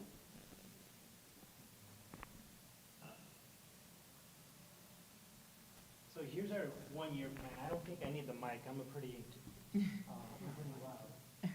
So as you can see here, we do see automatically right there, right away from the start, you see that we have a 6 to 12 director. That doesn't sound so collaborative, but we're gonna address that here and talk about that here in a little bit. The big thing we want you to focus on, and I know this doesn't really show very well, but this middle piece here is where we're really going to think on working within a building with our leaders, with our teachers, with in their school improvement plans. So our approach and our method to this was really, we were trying to be fiscally responsible. Do you think I really mean it? So we were really trying to be fiscally responsible with this. So here we shared the impact on FTE. So you can see here, all we have here are retitled positions. So all we did was retitle these positions. We already have them allocated. There's no impact on FTE for these. So the next one, there is an impact a little bit on FTE because it goes from 10 to 12 month. One of the things that we're really finding within our department, it's very hard to be proactive, and we're really being reactive because we're kind of like a 10-month district as opposed to a 12-month district where really we should be planning for the next school year in the summer as a teaching and learning department. So And a lot of data analysis comes through during the summer, professional development, teacher leadership, curriculum work. I don't think it's working. Not working? Okay. Use your teacher voice. Yeah. Just needed to go back into the holder maybe. So then you can see here, there's no impact on most of these. A couple of them are just extending from 10 to 12 months. And then here's where we're really asking for the new FTE. We're asking for a 612 Director of Teaching and Learning, which is a 1.0 FTE increase, and then an elementary STEAM manager, which is also a 1.0 FTE increase. Going from one director to two director model, with a one director model, it is difficult to look at all of the different curriculums and understand scope sequence for teaching and learning. When we can differentiate for the two different leaders, we can look at also supporting the vertical and horizontal alignment of curriculum resources and curriculum implementation and really supporting those managers. So really what we're seeing right now is interim. So really what we're seeing right now as interim directors is we don't have as much time to be able to be in building. With those managers in place, we will be able to have people who are there. We're expecting them to be there 4 out of the 5 days, and then obviously we need to collaborate with them to see what's going on in building. Because we might have the vision of, well, we really want to push Envision Math and Math Talks, but our leaders might come and say that, our managers might come and say, you know what, this classroom specifically, it's not going to happen because of the SEL needs that we need. So then we collaborate with student services, and we figure out a plan there. Turn one of those off, Bob. And at secondary, I know we hear a lot of need for support with the PLCs. Who can be the guide on the side, walk through the teachers through their 4 essential questions that drive the PLCs, and look at the data analysis so then they can make informed decisions moving forward how to support all of our learners. So then, as we were talking earlier, our humanities managers and our STEAM managers, they're really going to be able to focus on the content and be able to be in buildings, helping teachers, helping building leaders, concentrating on implementation of curriculum, given the opportunity that we're able to do that depending on the classroom dynamics. So like I said, if we're not able to do that, that's where we touch base with student services, collaborate, come up with a plan in collaboration with student services. And our instructional coaches as well, who will work very closely in tandem.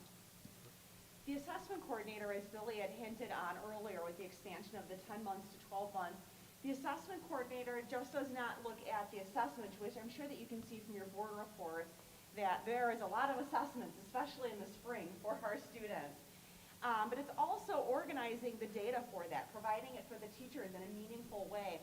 How do we differentiate? Helping us decide program efficacy and what steps do we need to do next to hone, develop, or change some of our systems and structures. So, and with that, very similar, our multilingual coordinator, we have from, and I'm going to ask AJ to step in here because I always forget the number, but you know it so well, where we went from when you first started with our L's to where we are now. This is my 15th year. I was on the list. We had 400 English learners in 2007. Today we have 1,074. Oh, it went been up to? That's a new number. So we have a lot of ground to cover, and as I mentioned before, we really need to be proactive as opposed to reactive, and have our team be able to work in the summer together to come up with the next year's plan of how we're gonna implement curriculum, how we're gonna work with student services to make that happen. So then we have our year two. As we mentioned, we've made a lot of modifications. I don't know if any of the board members realize, but we flipped year two and year three. Reason being, like we said, we really wanted to focus on the support that we were gonna provide our, To the buildings. right, Yep. so directly to the buildings. So then, we have a PK5 multilingual instructional support coach. The reason we're only asking for the PK5 is because it's already covered in secondary in our year one. When we realigned, we didn't ask for any new FTE, we just realigned. Sarah had at the secondary 5 instructional coaches, she's going to 4, but she's gonna have a One 6-12 designated. multilingual instructional support coach that would be realigned. Do you want us to wait till you're done with questions? I have a question specific to that. To this one? Yes. Can I get through just the next Yes, one real quick? absolutely. Okay, because I think, and this is our rationale for having our multilingual instructional support coach, but this is the one that I really want to get through before we answer your question, and then we can go back to that. So our measuring our effectiveness for our teaching and learning realignment. I know you really wanted to, what are the student outcomes? What is it? So obviously, our department focuses on student achievement. Within our school improvement plans, there are building leaders and our building leadership teams have been working on for months. They have in their student achievement goals. So if we're able to provide that support so that they can reach these goals, then that's gonna, at the end, it's gonna give us our expected student growth in academic achievement. And also measuring those action steps and deliverables to help support their school improvement plans, which is, you'll hear about those soon as we go through the school improvement plans in a future board meeting. But every one of them has academic goals, of course, for schools, but also social emotional learning goals and attendance goals are our top 3. So we can provide supports directly and in collaboration with other departments. So now, ready for it. My question is, year 2 is when you are looking to add the pre-K5 multilingual instructional support coach. And I understand why you phased it out. That's what we asked you to do. I'm just concerned that we need that now because we have two-way dual rolling up and it's in pre-K5 right now. Sure. Well, one way that we really, I agree, we were asked to phase it in. We do have an out support leader that's going to be working directly, that we were able to realign in year 1, that's going to be working directly with AJ Crook, our multilingual coordinator, and we also have a 6-12. We were just lucky enough that Sarah only needed 4 instructional coaches and could turn one of those into a multilingual instructional coach. So we want to again provide targeted supports. Right. Okay. Okay. So just to be clear, school improvement plans for the school, each individual school, will be shared and presented to the Board of Education and At our next board meeting. thank you. So you'll hear from them exactly what is needed and what those goals and outcomes will be, and that will align directly to the board's vision, mission, and priorities, as well as a strategic plan for the district. With the SIPs, Minerva, or Dr. Garcia-Sanchez, with the SIPs, there won't be new FTE requests to fulfill their goals. So these are not new this year. These will help These are meet those realignments. SIPs. Right. Okay. Which transitions us kind of into our 3-year. So our 3-year, Is where we nestled those other positions that in the previous presentation were in year 2. So looking at the secondary professional development, school improvement plan coordinator, there's one for elementary, one for secondary, and then a special ed curriculum coordinator. And why we decided to flip-flop those is by then we are well on our way in our journey in supporting the buildings with the school improvement plans. So if they still need even further assistance at that point, then we can step in and provide an additional layer. and with the special ed curriculum coordinator, working collaboratively with Kyle and student services, said that he thought that he could house that within the first several years, and then if the need arises, then we can put that there. So really this third year is as needed. Okay. And we're hoping that we can do without. So then Correct. here's the new positions and the estimated cost. So really looking at the first year focus, and then the second year is the elementary multilingual. And then these are the rationales. And at the very end, if we do go with the 3-year plan, we're asking for 6 more FTEs. So if or when we approve this, we would be approving the first year, and then you would bring the second year back again Correct. next year? Is that, okay. Correct.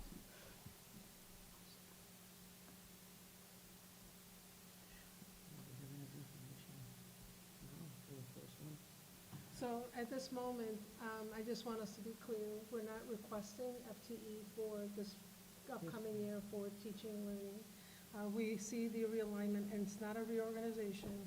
The department will become known as teaching and learning.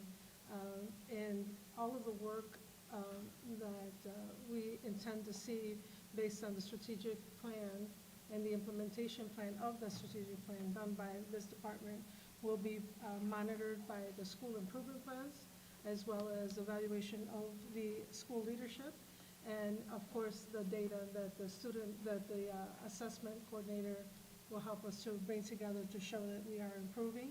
And we will continue to do PLCs around community work on developing what theories of action look like at the district level for our schools, right? But- And we are, I think you said we're not requesting the first year, we are requesting I'm 2 sorry. years. Yes. Well, I think it makes sense to go from a director and 2 coordinators to 2 directors. I see where you've moved the other coordinators to, so that the impact was 0 for other things, but, yeah, Correct, with our realignment. okay.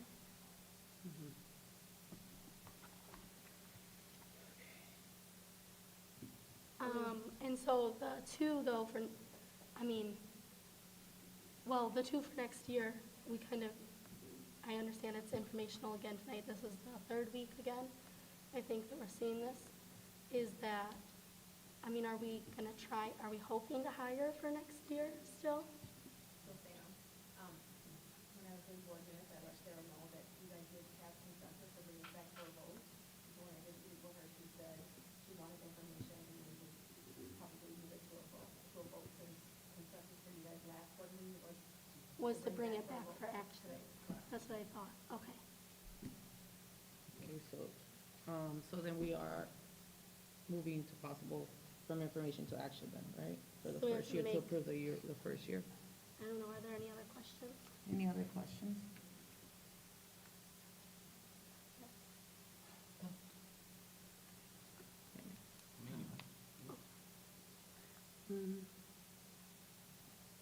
Ultimately, the plan is though, if you're going to start moving forward, you're gonna move into year 2 and 3. So the financials that Cindy projections, that's ultimately what we're looking at right now, in the Yes. big picture. Yeah, So looking into that, that doesn't factor, Cindy, anything to do with, we may have to have a building expansion, we may have to buy a building. This is just what we have today going on and the projections without any other assumptions, correct? Right. Okay. I have a question though. I think we're only voting in this particular instance on. Year 1. Correct. Right, well, but I understand On what the- curriculum instruction, oh, yeah, because the big haymaker is actually in the, students, well, actually, the biggest one is in I think they just call it district elementary and secondary, is that? it's Its own students. category? That was the previous.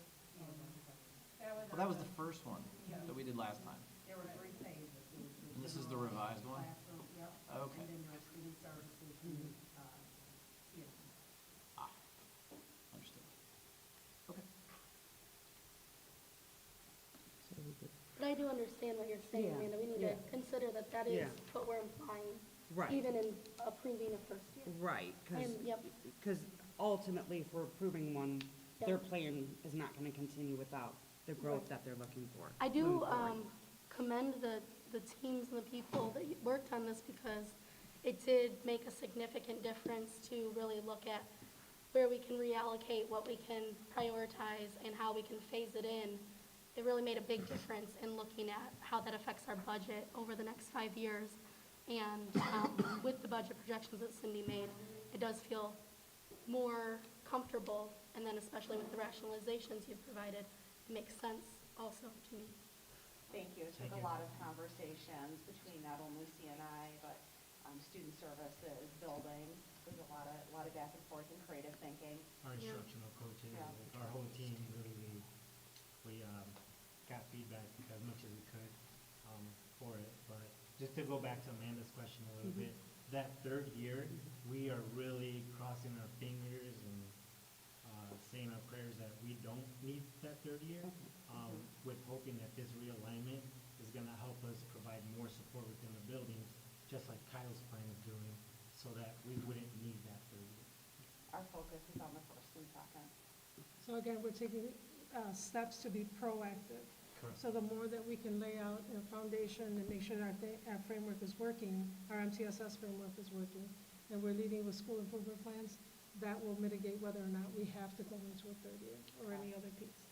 So that will save us money in the long run. So I do, I guess I have a question. In terms of KPIs, what are we looking at? Like, what are your kind of 3 big KPIs at the end of year 1? So we, obviously, once we have them filled and you know, which could be a whole nother issue, but like, what are the measuring points, right? What are we looking at in terms of success, I guess? Do you have? Using the school improvement plans and extracting out the common focal points would be really looking at the supports, the data literacy with the PLCs, and how do we support the classrooms to drive their instruction so staff feel supported and have an understanding of how to utilize that data effectively. I think that that's very important supports that we can provide in guiding them, excuse me. Sure. And then also looking at that collaboration with some of the attendance, excuse me, and the SEL goals. Again, using their goals. Right, yeah, so I was just gonna bring into that, because you'll see in our school improvement plans that a lot of our goals are tied to academic achievement. So you would, So just grades, standardized tests, those sorts of things, or be Yeah, so like, our guideposts? like our- NWA math Right. is one of the most common. At the high school, they're doing freshmen on track. Attendance data is attendance data, of course. IAR at the elementary. Well, and reason being, it's really NWEA is what we're using, because we get immediate results, and it's national. 3 times a year. Right, IAR, it's up in the air. They look at it to triangulate, but the Right. depth is not But it's there. really not helping us drive instruction, it's really our MAP, our NWA is helping us do that, our Fast Bridge. Those are the assessments that we use. or the literacy data we looked at Right. with RISE? Right. Okay. Yep. Any other questions? So are we okay with moving it from information to action? Yes? Yes. So moved. Is that a motion? Yes. So moved. Second. Yes. Are we voting for it, or we're voting just to move it to action? Yes. Samantha Davis, Yes. Ariel Owen, Yes. Jim Nelson, Yes. Stacey Ernest. Yes. Okay, so now this is a, Yeah, so it would be recommended the board Okay. approve the curriculum and instruction alignment plan, right? realignment For first 1 year? year plan, is that how we would say that? Yes. Mhm. This is just- The 2 of you guys put this together? It's impressive, thank you. Well, no, we did, yes, but with our team. In Right, collaboration, right, right. it's a joint effort. You're trying to catch me on camera there. The team is on YouTube. Yep, all here. Billy, you want to hear the end of it Yeah, tomorrow? I think you already got an email. Really quick, off of that though, the instructional coaches helps with that, and they are DCTA members. Correct. Yeah. I just wanted to say it's commendable, it's a very nice job. Thank you. All right, so now we are moving forward it is recommended that the Board of Education approve the curriculum and instruction realignment plan for the first year right? First year only. And Okay. so then it will be known as teaching and learning. And it will be learners teaching, okay. So moved. Second. No. Anthony Davis, Yes. Ariel Owens, Yes. Drew Hilton, I will abstain again. Stacy Meyer, Yes. David Seymour. Yes. Thank you. Thank you. Thank you. All right, moving forward, Student Services Realignment Plan, Kyle and Deetra. Oh.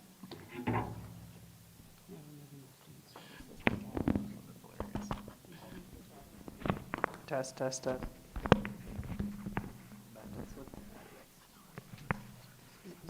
All right. Feel better? Hello again. Sorry if I'm blocking the screen. Just wanted, so this is coming back. I did a pretty in-depth presentation at about, I don't know, 10 o'clock 2 weeks ago. For those of you that went back, who weren't at the meeting, who went back and watched it, I appreciate that commitment because, as you guys know, it was a long one. What I have before you today is the presentation that I presented last time. It does include the rationale for each of the position in addition to what we see as the benefit to the school community. Much like Billy and Sarah's presentation, really when we look at this realignment plan, it's really to try and put more supports at the building level. And the way that we're going to go about doing this with a lot of these positions is to try and remove responsibilities off of the plates of the people that work directly with students. So I went through this pretty in depth last time. I'll spare the slide by slide tonight, but I'll open it up to any questions. I believe when we presented last week or 2 weeks ago, there weren't any additional requests for information to come back, except we did provide job descriptions. If I remember correctly, your prioritized recommendation is option 1. And under option 1, it shows in the first year the addition of an assistant director of student services. And then it looks like on this chart, this org chart, it looks like everyone reports to them and then that person reports to you. But I think you described it slightly differently in that you would have kind of a separation of roles between you and the assistant. So who would report to the director? Great, good question. So ultimately, and the why the student services director is kind of at the top of this is ultimately that person's going to be responsible for everything that happens underneath this. Where we're going to break up the job responsibilities is the director of student services is going to oversee a lot of the policy development, a lot of the kind of bigger picture organizational or departmental needs. The assistant director of student services is really going to focus in primarily on special education compliance, making sure that our procedures match state law, regulations, federal law, whereas the director of student services is more policy development. Will definitely have a bigger role in some of those things that fall outside of special education. So we've talked a lot about code of conduct, social emotional learning, MTSS framework when it relates to students' behavior and what falls in which tier, restorative practices, some of those things that are a little bit more outside of special education. With that being said, it's definitely going to be there's going to be overlap between those things. So, for instance, the director of student services is not going to be totally removed from special education in any way, but the point person for a lot of the compliance will be the assistant director. And can I ask, oh yeah, there's Cindy. Cindy, did your projection, was that including option 1? Yes. Okay. Yes. Any other questions?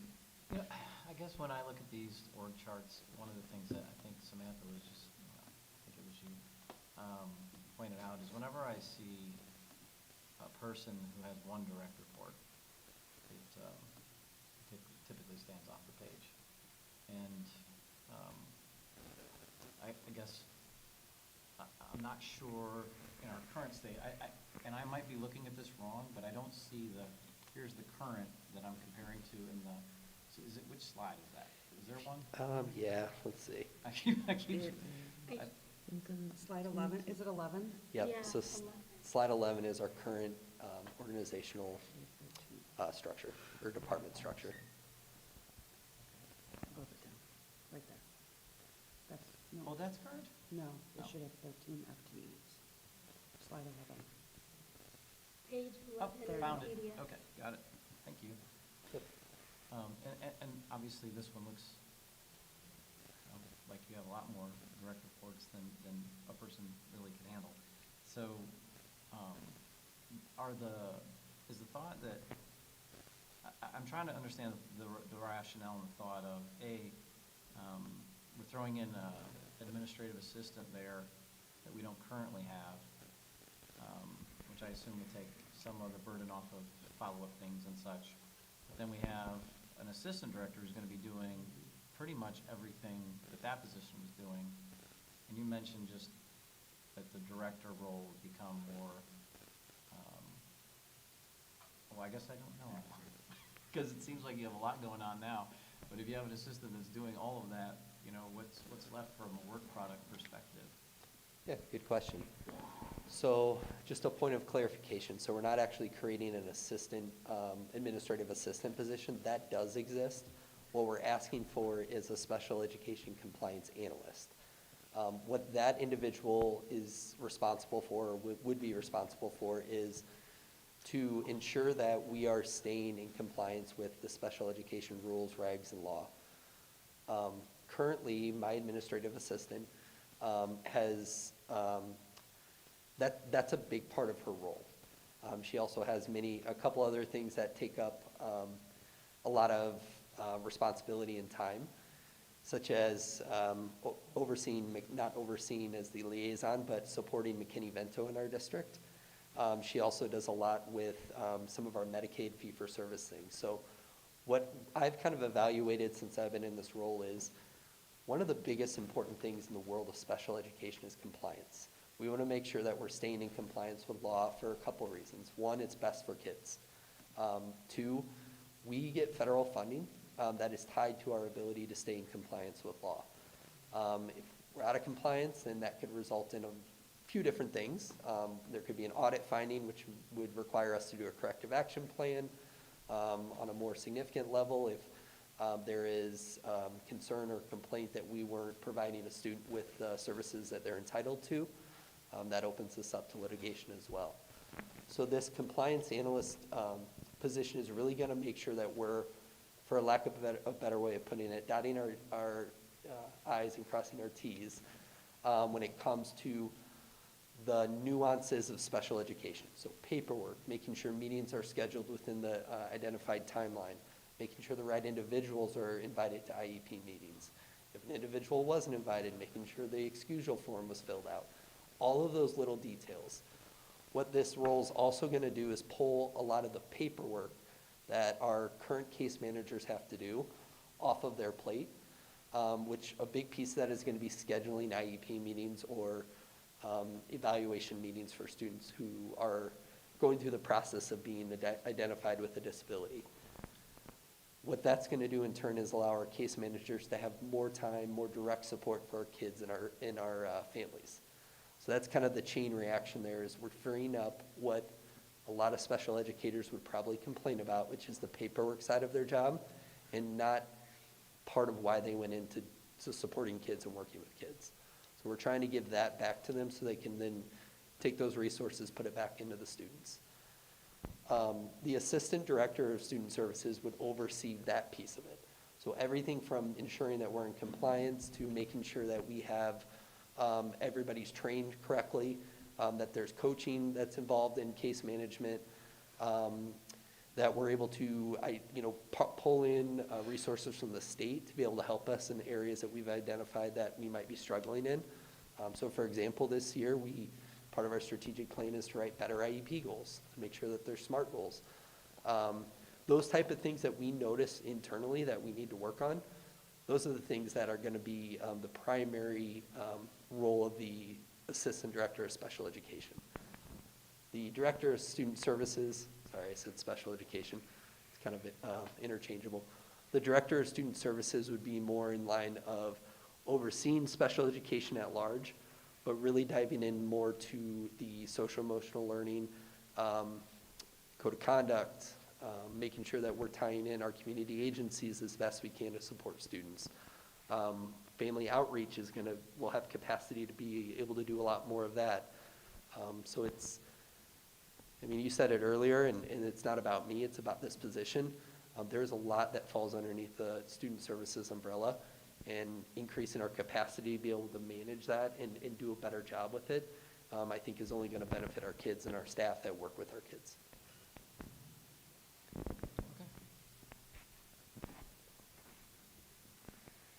Any other questions?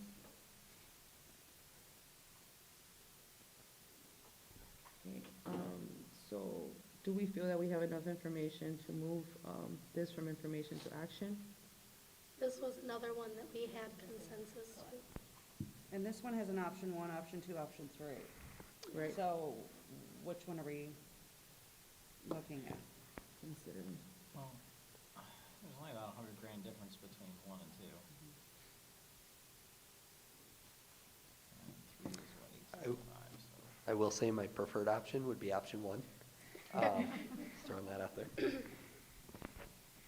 I mean, it's, from a fiscal standpoint, they're not all that different, really. Right, it's like 150 grand per annum. Thank you for the clarification also, Kyle, from last time. I mean, I know it was really late, but you did a great job with explaining a lot of the things. And even today as well with the additional information as well. So do we feel that we are okay then with moving forward, or do we want to talk about what option we feel is best? I think we have to. Well, yeah, I mean, right. So let's discuss then what plan is everybody comfortable with moving from information to action? I guess, just, so, in your option 1, the Assistant Director of Student Services isn't responsible for evaluating all of those people underneath of them. It would be a shared role. Okay. Yep. That's what I'm trying to, like, the lines, throw me off a little. Yeah, It, like, all goes through there. Yeah, I get what you're saying. The lines and how they're connected probably aren't indicative of necessarily who reports to who. I think what we were trying to illustrate was, ultimately the buck stops with the director. The assistant director is going to take on a role, the director is going to take on a role, and then things are going to be split evenly between those two in terms of evaluations, who reports to who. So because it isn't, I mean, the amount overall is significant, but the difference between the different ones aren't as significant. And we're approving year 1 right now. Correct. Is that how we're doing it? Well, if we go with that plan, we're sort of approving the rest of it, aren't we? Yeah, well, it's kind of like, The last Yeah. one, yeah. yeah. With the purpose of the goal to evaluate and assess every year, right? Yep, absolutely. And, right now we have a vision of what we think would be needed for year 2, but, of course, we're going to evaluate that as we go, and if it's not needed, then, that's something we wouldn't pursue. I'm comfortable moving. So, I guess my concern is less about your ability to know what would be ultimate for us, right? And I think in every director I've ever managed had a wish list, right? This is the best case scenario for my department. But my biggest concern with this isn't really as much that as it is the financial piece, right, and some of the projections that we've done. And we're trying to, and I alluded to this earlier, we're trying to do a lot of things all at once. But what that runs us into, thanks for having that on your screen, actually, is we're already, within just 3.5 years, we're going to be rolling into, going from a 45% budget surplus into 25%. And and we'll be underwater fiscally every year for the next 3 or 4 years. And so we're basically operating in the red year over year, just eating our fund balance. And so that means that eventually we're gonna have to go back to our community and say, hey, you know, we're gonna have to hit you up for a little more cash. Understandably, when, you know, and I always look at everything like, what are our biggest issues that I hear, right? And classroom size is something I tend to live around a lot of educators. That seems to be number one, right? 1A and 1B, and then behavior. Those two things I think I hear over and over again. And everything we're talking about doing, obviously we're trying to deal with behavior, right? That's been clear tonight for hours of discussion. But classroom size isn't. And given the fact that we're saying, oh, by the way, and as part of this, and I'm talking not just to you, but the board and to everybody else here, part of this is that I think Matt already alluded to, that we haven't really thought about another building, which may be something we could do, and probably the only thing we could do to decrease class size. Well, one thought would be, why haven't we considered it, right? If we could spend $30 million and go out and build a new building, would that relieve some of the problems we're having in other areas and investments that we're making, large investments we're making in other areas? And so, you know, when I look at this, I say, okay, that we're basically going all in on labor, right? Instead of any sort of consideration of capital resources to address certain problems. And in doing so, we could potentially end up in a scenario where we're operating in the red permanently. And how do you come out of that? And I'm more of a believer, and I keep saying stepwise approach, because it's so much easier to hire people than fire people. It's so much easier to grow than to shrink. And I feel like we're making this big move. So while I think, you know what, your presentation makes sense to me. It does. And in a perfect world, it would. My problem is that I have perfect world solutions popping up all over the place, and we just don't have the tax money to support it for any kind of a term. And so, I mean, as you hear me abstaining up here, it is because I honestly don't know which thing is going to end up being the most important, but I know that we can't afford to do them all. And so if I do vote against this, I just want you to know it's not a disrespect for your plan at all, but it is the fact that it can't be supported financially. And so I guess, you know, Minerva, my thought to you in this is, I need to understand how we're going to support this financially, because I just don't see it on paper. And I'm not asking you to answer that question right this second unless you really want to. But that's something that at the next meeting I'd love to hear about. Because I have to be able to look myself in the mirror and know that I did my job.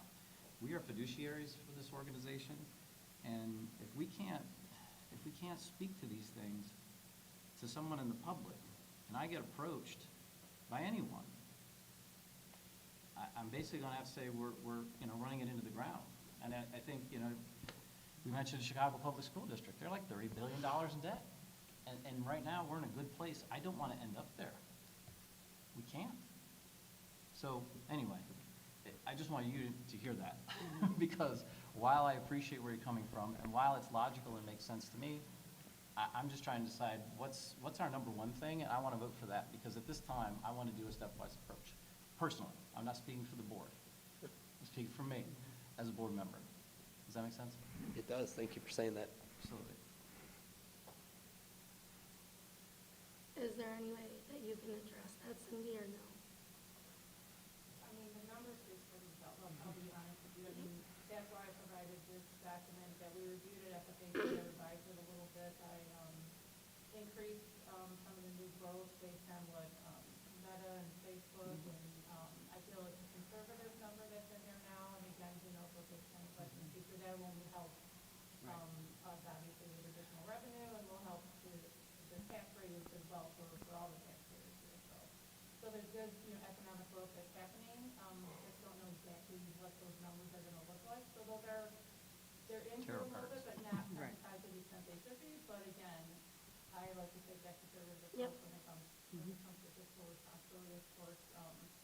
So, and again, it's hard to look out beyond even year like 3 or 4 or 5, because things do change, and we constantly are looking at these assumptions and changing the assumption based on when we know things, right? So, but really, if you're just looking at all of you that are listed here, yes, the numbers speak for themselves.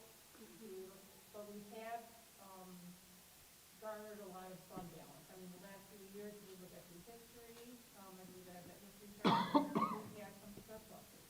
But we've used some of those surpluses as well to help for taxpayer relief and various things, actually a lot of taxpayer relief that we have done, and not taking advantage of our full tax levy as well, so. Well, some of which we were required to as well. Some we were required, and Right. some we did on our own as well, like the 10 million that we used out of working cash to pay principal, that was back in year 2020, we started doing bond and interest abatements, so there's various things that we've tried to do using that fund balance, and some of that money did come from the state years ago, so it made sense to do that for the bond and interest abatements and paying off some principal early, so. Well, and I've also noticed, though, that you've eliminated any abatement out of your projections as well. Right, right, it's not in there yet. Which we've consistently done. And I did list those areas, and again, Right. considerations that we do have to think about, our fund balance policy, what are we gonna do with buildings? Right now, we're in the middle of a assessment of all our facilities, what is that gonna look like? Kind of like looking at security assessment, would be the same thing as looking at square footage, every square feet of our building. Additional classroom space, additional staff that we're gonna need in order to fill that space, it's not just the space, we need to fill those people as well, so the state continuing to fund the evidence-based funding formula, we're getting into a different area of that, where our tiers are gonna probably go up, so we probably won't get as much, so there's a lot of considerations, yes, we would have to look at. And I guess, sort of to your point, and this is something also just thinking out loud here, but my other thought is, what if we did build another building and all the things that I just mentioned it might impact, and talking about safety, number one, the less people you have in a room, right, the easier it is to physically manage things, to head things off earlier, to have more attention on the kids. I don't know, to me, I think it would behoove us, before we start implementing a ton of salary additions for positions, I would love to stop and just think, because we're not gonna get a referendum through. It's just not gonna happen. I mean, we still owe way too much money on this building we're all sitting in, which is absolutely gorgeous, by the way.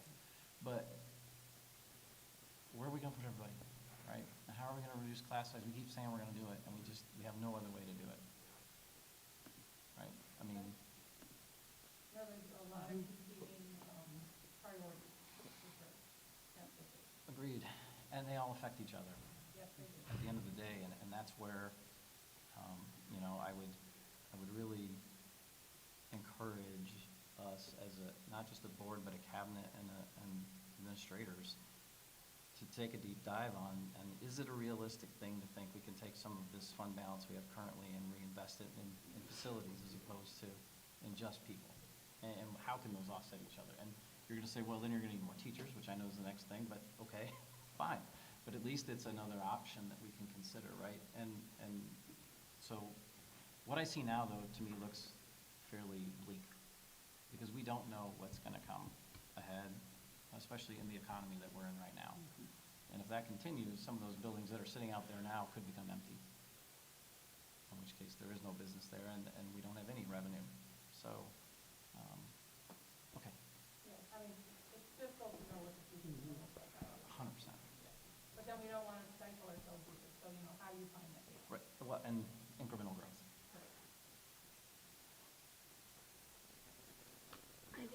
I think Kyle, you had said at the last time you presented this, that specifically those special education facilitator pieces, that it wouldn't make financial sense to only hire some rather than all that you've proposed. Yeah, and that piece of, I guess, this puzzle really is those positions are what's gonna free up that, kind of this level here, which is currently spent a lot of time in meetings to be able to draw more attention to program support, coaching, mentoring of new staff. So yeah, it's, given the number of IEP meetings we have and potentially the 504 meetings that we'd like to absorb as well, 6 is probably minimum of what we would need in order to be able to do that.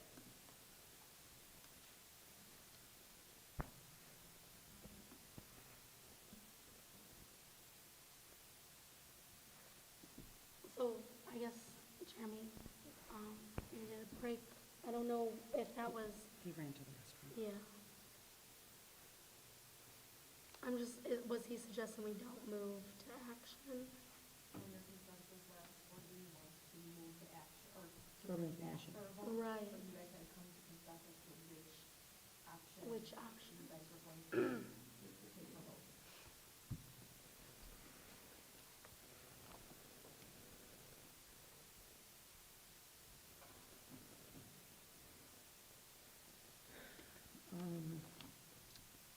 Do we want to talk about what option, or should we now move forward then to talk about which option people prefer?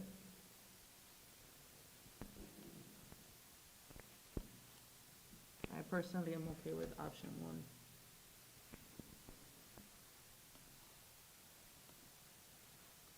1. Last time we met, I was leaning towards option 1 initially, but also see value in option 2. Okay. Ari, do you have a preference? I'm fine with 1 or 2, and I'd say 1 if that's possible. Can I ask, I mean, I know we are, but I don't know how much you can talk about how we potentially can address building and classroom size or space. Or if, I don't know, I guess I'm looking to any of, I don't know. I guess I mean, we don't really have an idea of what we're gonna need for that, like, financial wise, to do any kind of. And we are waiting for the building space, Mhm. classroom setting, so that we can come forth and do our due diligence and come forth with recommendations that meet the future needs of the district based on our current building structure. Okay. We have some ideas. I hate to put numbers out there without some facts behind it to support that. But we all know you can't really touch a building for less than 20 million if you're looking at a new building. And just to reduce class size does require a 4-section school. I think it's also important to note, though, that obviously with, yes, of course, the goal is to reduce classroom sizes, but a lot of the behavioral issues that are happening in the classroom that are also adding on to that stress of having larger classes comes from the fact that we don't have the appropriate support all the time available to provide and be proactive, and we're being reactive, which ultimately adds on to the stress of the educator in the classroom setting. That says, now I have to, I'm dealing with a large classroom, but on top of that, it's all these add-ons that I'm not necessarily having the support for, right? So I hope, my hope is that, that this would help with that, and it seems like the plan that you laid out will help with a lot of the challenges that right now we may not be necessarily looking at, but that we need to continue to look at and actively, pursue to support and change, in the hopes that, until we are able to, figure out what is next with the classroom sizes and all that stuff, that it can also help support to alleviate some of those challenges. Would you agree with that or disagree? I would, and I, in no way in diminishing the impact that a smaller classroom size would Right. have, because I'm on board with that. Yes, of course, and me too. I just Yeah. want to make that clear, right? But, A lot of what I'm looking at here is important irregardless of what the size of the classroom is. So for instance, our students with disabilities, they're going to be in a gen ed class with support, or they're going to be in a self-contained classroom, or maybe they receive related service staff. Regardless of the size of the room and how many kids are in there, this plan provides a way for us to provide better access to specialized instruction, regardless of the setting. So when I think about, yeah, would another building or 2 or 3 or whatever it is help? Absolutely. But we don't necessarily need that to be able to better support our kids with disabilities. This would allow us to do that. Now, when you talk social emotional support, there's obviously things we can do to support kids regardless of the setting. Smaller class sizes help with that for the reasons that you guys have discussed today. So the need is still there. Even if we had more space and smaller class sizes, we would still need this support to provide the best services to kids that we can. Thank you. Okay, so where do we stand?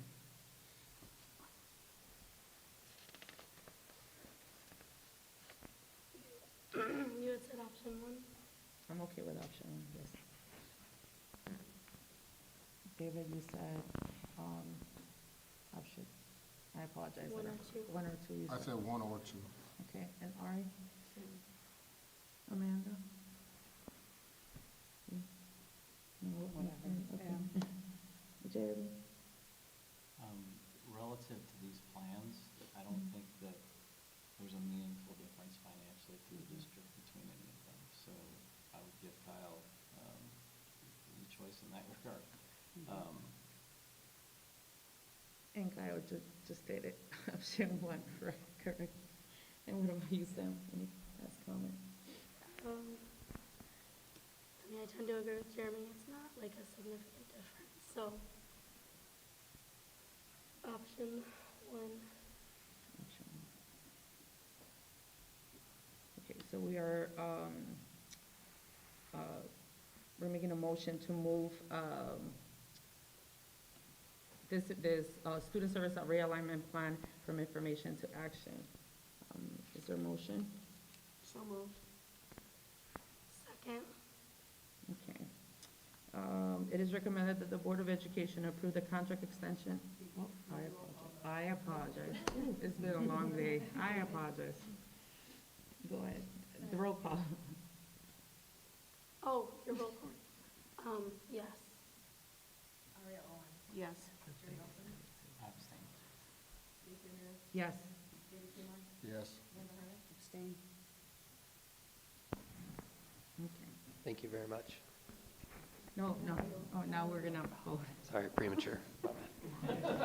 It's been a long day, Kyle. I feel you. Okay, it is recommended that the Board of Education approve the student service realignment plan, option 1. Is there a motion? So moved. Second. Aria Owen. Yes. Jeremy Wilson. I'm sorry, but is this an action item? We moved it from information It to was, action. it was Then no. supposed to be action. Stacy Ramirez. Yes.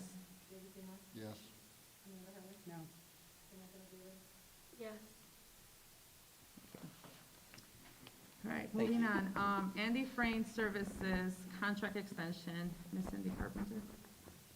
Now, this was brought to the board, last meeting, and consensus was to bring it back to this meeting to extend our contract for another year. Okay, any questions? No. Okay, it is recommended that the Board of Education approve the contract extension with Andy Frain Services of Aurora, Illinois for the 2022-2023 year. So moved. Second. Jeremy Wilson. Yes. Stacy Ramirez. Yes. David Seymour.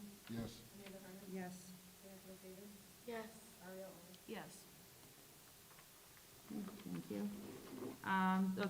Moving on to the 2022 IASA Global Service Project, Dr. Garcia Sanchez. This is an action item. It is recommended. Traveling, yes. It is recommended that the Board of Education approve the travel for Dr. Garcia Sanchez to attend the 2022 IASA Global Service Project. Is there a motion? So moved. Second. I don't know. Roll call. questions. Mhm. Stacy Ramirez. Yes. David Seymour. Yes. Amanda Harmon. Yes. Samantha Davis. Yes. Aria Owen. Yes. Jeremy Wilson. Yes. All right, so then, we're gonna adjourn Sendai. It is recommended that the Board of Education adjourn Sendai. Is there a motion? So moved. Second. Roll call. David Seymour. Yes. Amanda Harmon. Yes. Samantha Yes. Ariel Owens? Yes. Jim Wilson? Yep. Stacy Miller? Yes. It is recommended that the Board of Education appoints Superintendent Dr. Minerva Garcia Sanchez as President pro tempore. So move. Second. Roll call. Yes. Samantha McDavid? Yes. Ariel Owens? Yes. Jim Wilson? Yes. Stacy Miller? Yes. David Seymour? Yes.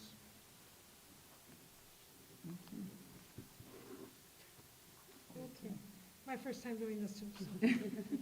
So we're going to be opening the meeting. Can I get a roll? I'm sorry. The appointment of President pro tempore.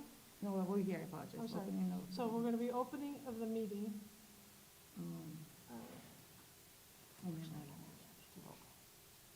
Can we get, so, could I get roll call, please? Samantha McDavid? Present. Sarah Moses? Ariel Owens? Present.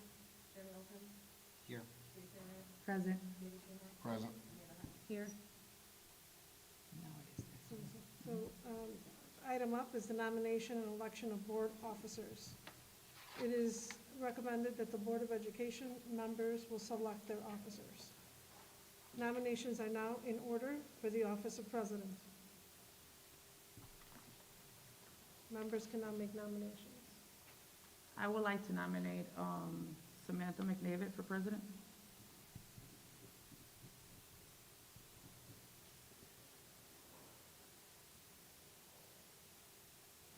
Are there any other nominations for the office of president?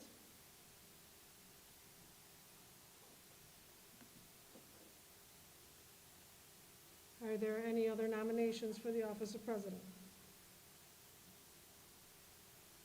If there are no other nominations, further nominations, nominations for the office of president are closed. A vote should be taken to elect as Samantha McDavid as president. Can we get roll call, please? Ariel Owens? Yes. Jim Wilson? I'll abstain. Stacy Miller? Yes. David Seymour? Yes. Amanda Hunt? Staying. Samantha McDavid? Yes. Congratulations. Congratulations. Board President Samantha McDavid. We will So- officially do. So the new president will then now conduct the additional elections of the officers. Thank you. Thank you. Nominations are now in order for the office of vice president. I would like to nominate Daisy Ramirez. Daisy Ramirez is nominated. Are there any other nominations for the office of vice president? We're in the order here. No. Okay.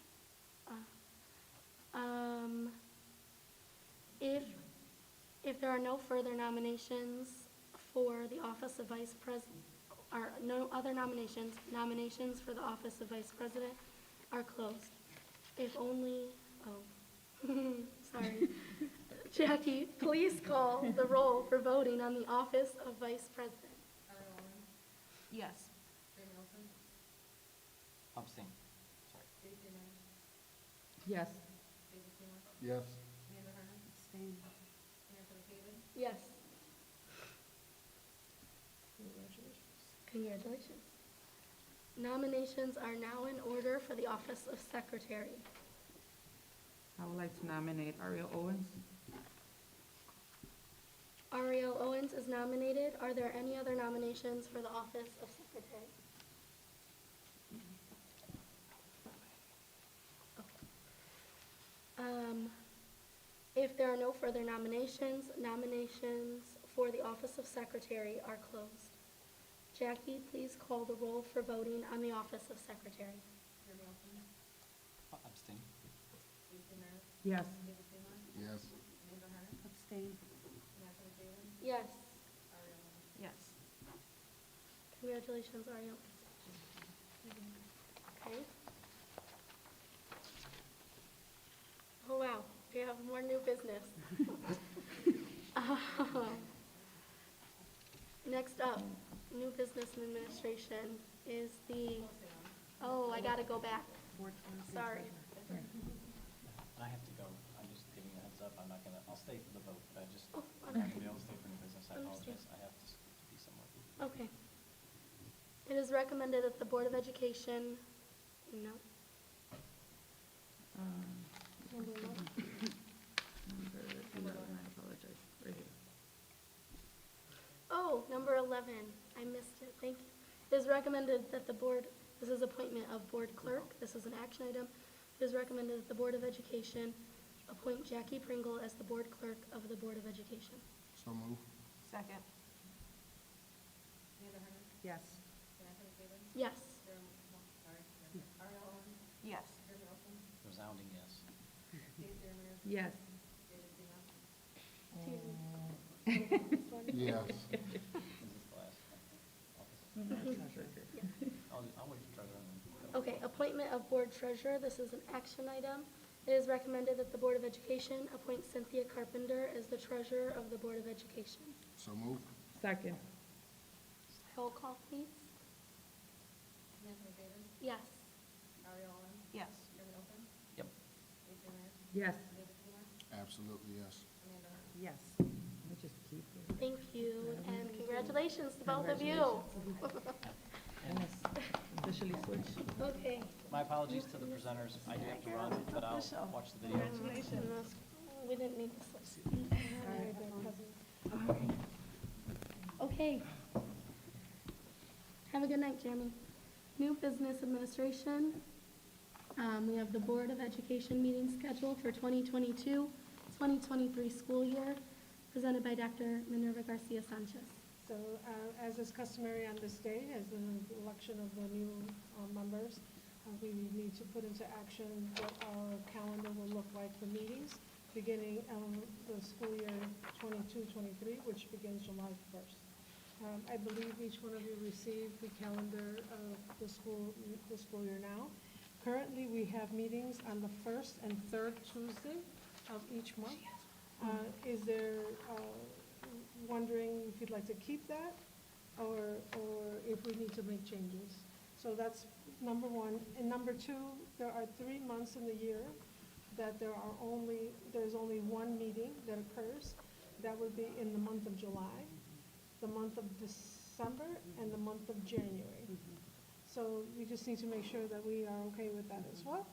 Yes? All right, so that's my information. So I don't know. Oh, do we have consensus to bring this back as an action item? Yes. So we're looking at, just to be clear, July 5th, December 20th, and January 3rd, correct? Yeah, which ones would be excluded? So Those the would be December- no meetings, right? So correct. So let's make that clear, absolutely. July 5th, December 20th, Yes. and I'm sorry, January January 3rd. 3rd. Oh, that's my birthday. That's Excluded, yes. 25, Oh, here 20, you go, and 1/3. So no 19th, July 19th, right? Are those ones? These are the days we would not have a meeting. So just again, to repeat, we would not have a meeting on July 5th, 2022, December 20th, 2022, and January 3rd, 2023. Okay. All right, so do we have consensus? We need to bring that back as action, Jackie. Do we have consensus to bring that back? Yes. Yes. Okay.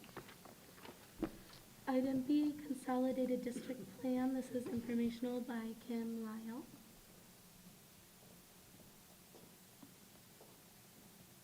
Good evening, everybody. Good evening.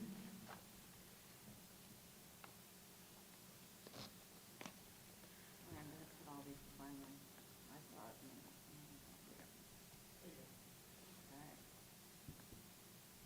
Probably need to use this. So each year annually, I come forward to bring our consolidated plan. It's a team effort, and it's a plan that we have to submit prior to being able to submit all of our grants. And so a team of us meet, and it's, I think, 20, 30 pages long of all the questions that we have to put together and respond to about how we're going to spend the dollars in our district, according to a list of questions and ideas that they put forth that we have to respond to make sure that we are being responsible with the money and doing what's best for our students. So the team is the C&I department, student services, I&I, and then assessment coordinator. All of us met together and put this together. So then what happens is, after you have voted on it at the next meeting, then we're able to submit it to the state, and then the state allows us to begin the work on our, I didn't count tonight, but 13, 14 different grants that have to be renewed for the next school year. So basically, for those of you who've not been here for this piece before, it's an opportunity for us to think about our kids holistically, to be making sure we're being responsible not only about their academics, but about social emotional. It's an opportunity for all our departments to collaborate. We traditionally do for most everything, but this is another time that we do that. And then it's an opportunity for us to coordinate our funding to also make sure that if we're going to pay for something in Title I, then we don't need to be funding it out of another grant. We can pay for out of another grant for something else that we need. So it gives us a chance to kind of coordinate all of those things. So what the 30 pages does is we have to go through a list of things that we respond to. I'm sorry. I know you have it in front of you, and I'm not clicking this, and you probably can't see. I don't even know how to click it. Hold on. There we go. So we have a list of things that we respond to about the aligned funding. We also do a needs assessment and make sure that we're responding to what the data is showing that our students need. We have non-public schools that we reach out to. Any DeKalb student that is at any non-public school in the state, we have to reach out to see if they want to be a part of the funding. Currently, we have 3 schools that participate, that we have students that attend. We respond about preschool coordination, student achievement, college and career readiness.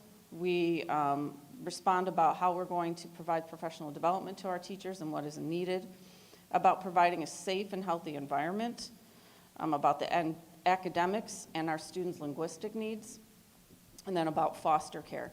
For many of these, we have to choose a goal, and there's 3 choices that we have. One is student learning, one is learning conditions for our students, and then what are we doing to elevate our educators? Many of these, we pick all 3. Some, we pick 1 or 2 that it pertains to. So then each year we look at that and see which one do we want to focus on or continue what we were doing before. I'd say this year, we did pretty much a dramatic change to this. As compared to years before, because we have a strategic plan. And we wanted the goals of the strategic plan to align, our funding to align to that. So this year, we did a pretty big revision at the team as in compared to last year to make sure that we're doing that. Also with the school improvement plans, what are the buildings going to be working on and how can we help funding of that. So this is pretty much overall. Now we'll start, once it's approved, getting into the nitty-gritty of what does each building need, where can we give that support. And a lot of our grants do support FTE for staff. So it's important that we do get that done and get ready to go for the next school year. So it's not an application. I just want to make sure you understood that. It's not guaranteed funding. It's just a step we have to take in order to submit. In the past, prior 3 years ago or so, every grant had to have this done. So now the state asks us to do it once to cover all of our grants in the district. So do you have any questions? Thank you. Okay. Thank you. Thank you. We don't have to approve it or anything. At the next meeting. Okay. So consensus to bring it back. Yes. Yes. Item C, DeKalb High School course fee budget. Requests, our increased requests for fiscal year 22-23, presented by James Horn. Good evening. Good evening. All right, so let's just go ahead and pull this up.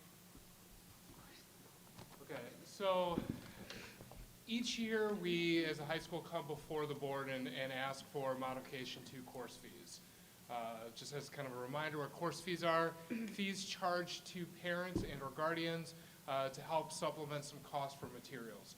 So think anything from chemicals in a chemistry lab to milk and eggs in a foods class. As you all know, we're in the middle of inflation. Cost of everything is going up. So to help offset that, we are asking for permission to increase course, but we are going to think about it differently to help support some of our families. We're asking that the increase be offset by the board and that the district absorbs the cost of the fees instead of putting onto the family, that we as a district, we absorb it. So thinking about this strategically, what we are looking at here, proposed increases, this is coming from our departments that utilize course fees in CTE within the fine arts. And a lot of that is being driven by changes within not just material, like you see in a wood shop, but also by technology, because the demands of technology have changed, that's gone up. We also have some inequities that I'm going to address that are happening within special education. Special education does not currently charge fees, which in theory sounds great. However, when we look at alignment that we've been working on for the last several years, the special ed area coordinators and the teachers don't have access to funds to structure classes the way that their gen ed equivalents do. Particularly in our science programs, because we've been doing a lot of alignment to next generation science standards and making sure that the experience that our students in our most intensive level science classes align and are similar to what's happening within the general ed, just appropriate to whatever the learning needs are for those particular students. So what I have prepared for everybody, the course increase, broken down by courses that we're looking at here. So what I have is the current course fee, the proposed increase, and the projected enrollment, so that you can see how that's all going to come out. And that's enrollment based on course requests that we took in just a couple months ago, and then a rationale for each one. If it's about change in technology, it's got that spelled out for you. If it's about change in material, it's got that spelled out for you. And if it's for special ed equitable reasons, that's spelled out for you as well. So if you go down to slide 8, this has a total cost on the district. So when we look at what I'm asking the district to absorb for this, it'd be a total of just over $8,500 based on the course requests. Rationale for that is the benefits for the change. It creates equity within our special education programs. It provides a continuous focus on career and technological skills, because it is CTE and it is fine arts, but even when you look at fine arts, a lot of that is being driven by technology. It also supports just a general well-rounded education for our students. And that's the request. So I'm asking for permission to bring this forward for action. Can I answer any questions? Thank you all. Thank you. Consensus to bring this back for action? Yes. Thank you, James. Next is the Association of Two-Way Dual Language Conference, June 26th through the 30th, 2022. It's information and action, I assume because of the timeline. And please, AJ. Sure. So we just received a 4th year of our implementation grant for AFL. It's Arts and Foreign Language Grant. About 5 years ago, we got a $40,000 planning grant for two-way dual language. Then we got a $100,000 implementation grant year 1, $75,000 year 2, $50,000 year 3, and then it was supposed to be over. This year, they came up with more money for us because we weren't able to complete all of our work. Namely sending teachers to conferences. So we were able to send our kindergarten team to a two-way dual language conference, then COVID hit, so 1st and 2nd grade didn't get to go. So this year they gave us up to $30,000. We're asking to send our 1st and 2nd grade team to the ATDLE conference. It's in Riverside, California, along with 2 administrators. My hope would be to send the new Littlejohn administrator, because the other Cortland and Founders have already attended these conferences. And there's no financial ask from us. It's really these grants This is covering. all from the Illinois Arts Council Agency. Yes. That's fantastic. Congratulations. Thank you. Permission to attend. Yes. So do we have, it is recommended that the Board of Education approve the out-of-state travel request for 12 educators and 2 administrators to attend the ATDLE conference on June 26th through the 30th, 2022. Is there a motion? So moved. Second. Roll call, please. Yes. Yes. Yes. Yes. Yes. Thank you. Thank you. Excuse me. E. Thank you. Is the request for additional extended school year sole teacher for 21, is that supposed to be 22, 2022? 21, 22, summer program, this summer. Information from Kyle. So as we are having students qualify for our extended school year, which is our summer programming for students with special education needs that have demonstrated regression over periods of time. So it'd be summer break, maybe winter break, spring break. It's all data-driven on who is determined eligible. What we're finding is that in order to stay in compliance with Illinois School Code, which caps number of students in one self-contained classroom at 13 if you have an additional assistant in there, we're going to have to open another section, which is great. It means we have more kids that are going to be accessing our programming, but we would have to add another FTE at the cost of $4,000 for the summer. Any other any questions? Consensus to bring this back as action? Yes. And you're up here for the next one. So, Is the additional clinician summer hours 2022? So every year around this time, Director of Student Services comes forward and has a request for additional summer hours. These summer hours are used for staff in order to be prepared for the start of the school year or to support some ongoing initiatives throughout the course of the summer. So for example, our middle school counselors are, and a few other gen ed teachers are what are called our web coordinators. So where everybody belongs as a program. We've been doing it as a district now for I think 11 years, going on 12 next year. A lot of the work they do to prep and get our students ready happens before the school year starts. So this compensates them for their time as well as time with direct contact with our students, 6th grade students and some 8th graders prior to the start of the year. High school counselors work on course corrections, so students that take summer school classes and need adjustments to their schedule based on how successful they were, they make those adjustments between the end of summer school and the start of the school year, plus they help facilitate new tours for students and create schedules. The high school teacher on special assignment also compiles data and helps their administrative team put on a data retreat. Student services TOSA, so teacher on special assignment, also has had summer hours in the past, and that goes to support kind of the special education components to get ready for the start of the school year. Again, a lot of those meetings that'll start the first week of student attendance. And then I believe, sorry, I don't have it in front of me, there was another one on there, and I'm totally blanking on it. So in total. School psychologist, data and assessment. Thank you. So the school psychologists, additional hours are to support some of the initiatives we have in the department. More specifically, we want to create a special education manual that can help guide staff, in addition to getting ready for some of those meetings that start at the beginning of the year that our psychs facilitate.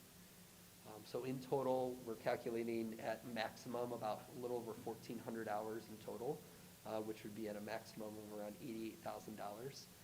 That is an increase from last year, which I think we were at around $74,000. The increase is with our high school counselors.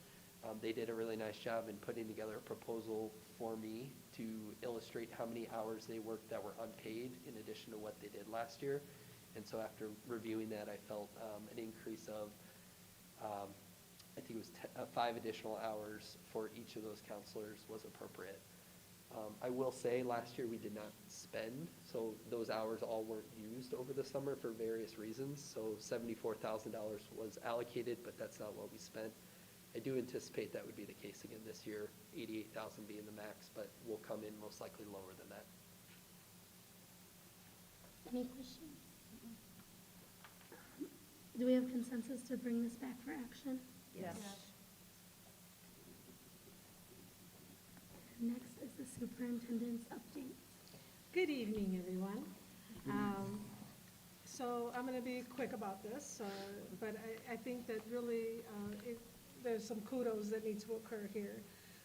So each one of you, or if you pull up board docs, you'll see that there's a draft of the SAM evaluation tool. This is a self-assessment on how we are doing on MTSS. So at the end of the year, 3 times a year, beginning, middle, and end of the year, schools and the district will go through the self-assessment to determine how well we are doing on MTSS and how far along are we on implementing what we said we would implement. And this data will be the data that we would use for the purposes of evaluating me on how close we are to implementing MTSS at the full version of what we expected to see. So you'll have that as a draft. I thank Phil for making sure that we're on track and actually ahead of schedule in getting this done. So I appreciate that. The other piece of this is that this will definitely show us our strengths and edges of growth. It is based on the needs surfaced by SAM analysis. Schools will develop theories of action to improve MTSS implementation, fidelity, and quality in partnership with the educational center departments. So as schools go through and define what their strengths and areas of growth are, they will be meeting with teaching and learning and student services and other departments to make sure that they are on track for implementing their own school improvement plans. So over the course of the next few months, or the couple of months, the departments will be working, collaborating to finalize the final MTSS framework, which I shared with you 2 meetings ago, I believe, and the SAM evaluation tool that now you do have a draft of. They will also work together to develop an implementation plan that is exclusive of role-specific professional learning modules and a menu of ongoing supports to support an effective rollout. That will begin in the school year coming up 22-23. So that's part 1, so I'm excited about that. The other thing that I'd like to give an update on is the selection of our school leaders at both the high school and here at the high school and at Little John. As of Thursday, we have 2 candidates for each, finalists for each of the positions. As of Thursday, we will have had all of the actual interviews completed, and we are just waiting for a final piece from the 2 high school candidates around implementation plan for the first 90 days. That will help us to make a final decision on the high school candidate or the selection of the principal there. On Thursday, the 2 finalists from Little John will be interviewed by me and Deetra, and then we will be closing and selecting a principal at that time. So I expect that by midweek next week we'll have be able to formally name who they are, and I will be able to share that with everyone. So just wanted to give you a heads up on that. Questions? That's great. Thank you. Yeah? Okay. Then that's it. All right, thank you. And with that, the meeting will be adjourned. Is there a motion? So moved. Second. All in favor? Aye. Good night.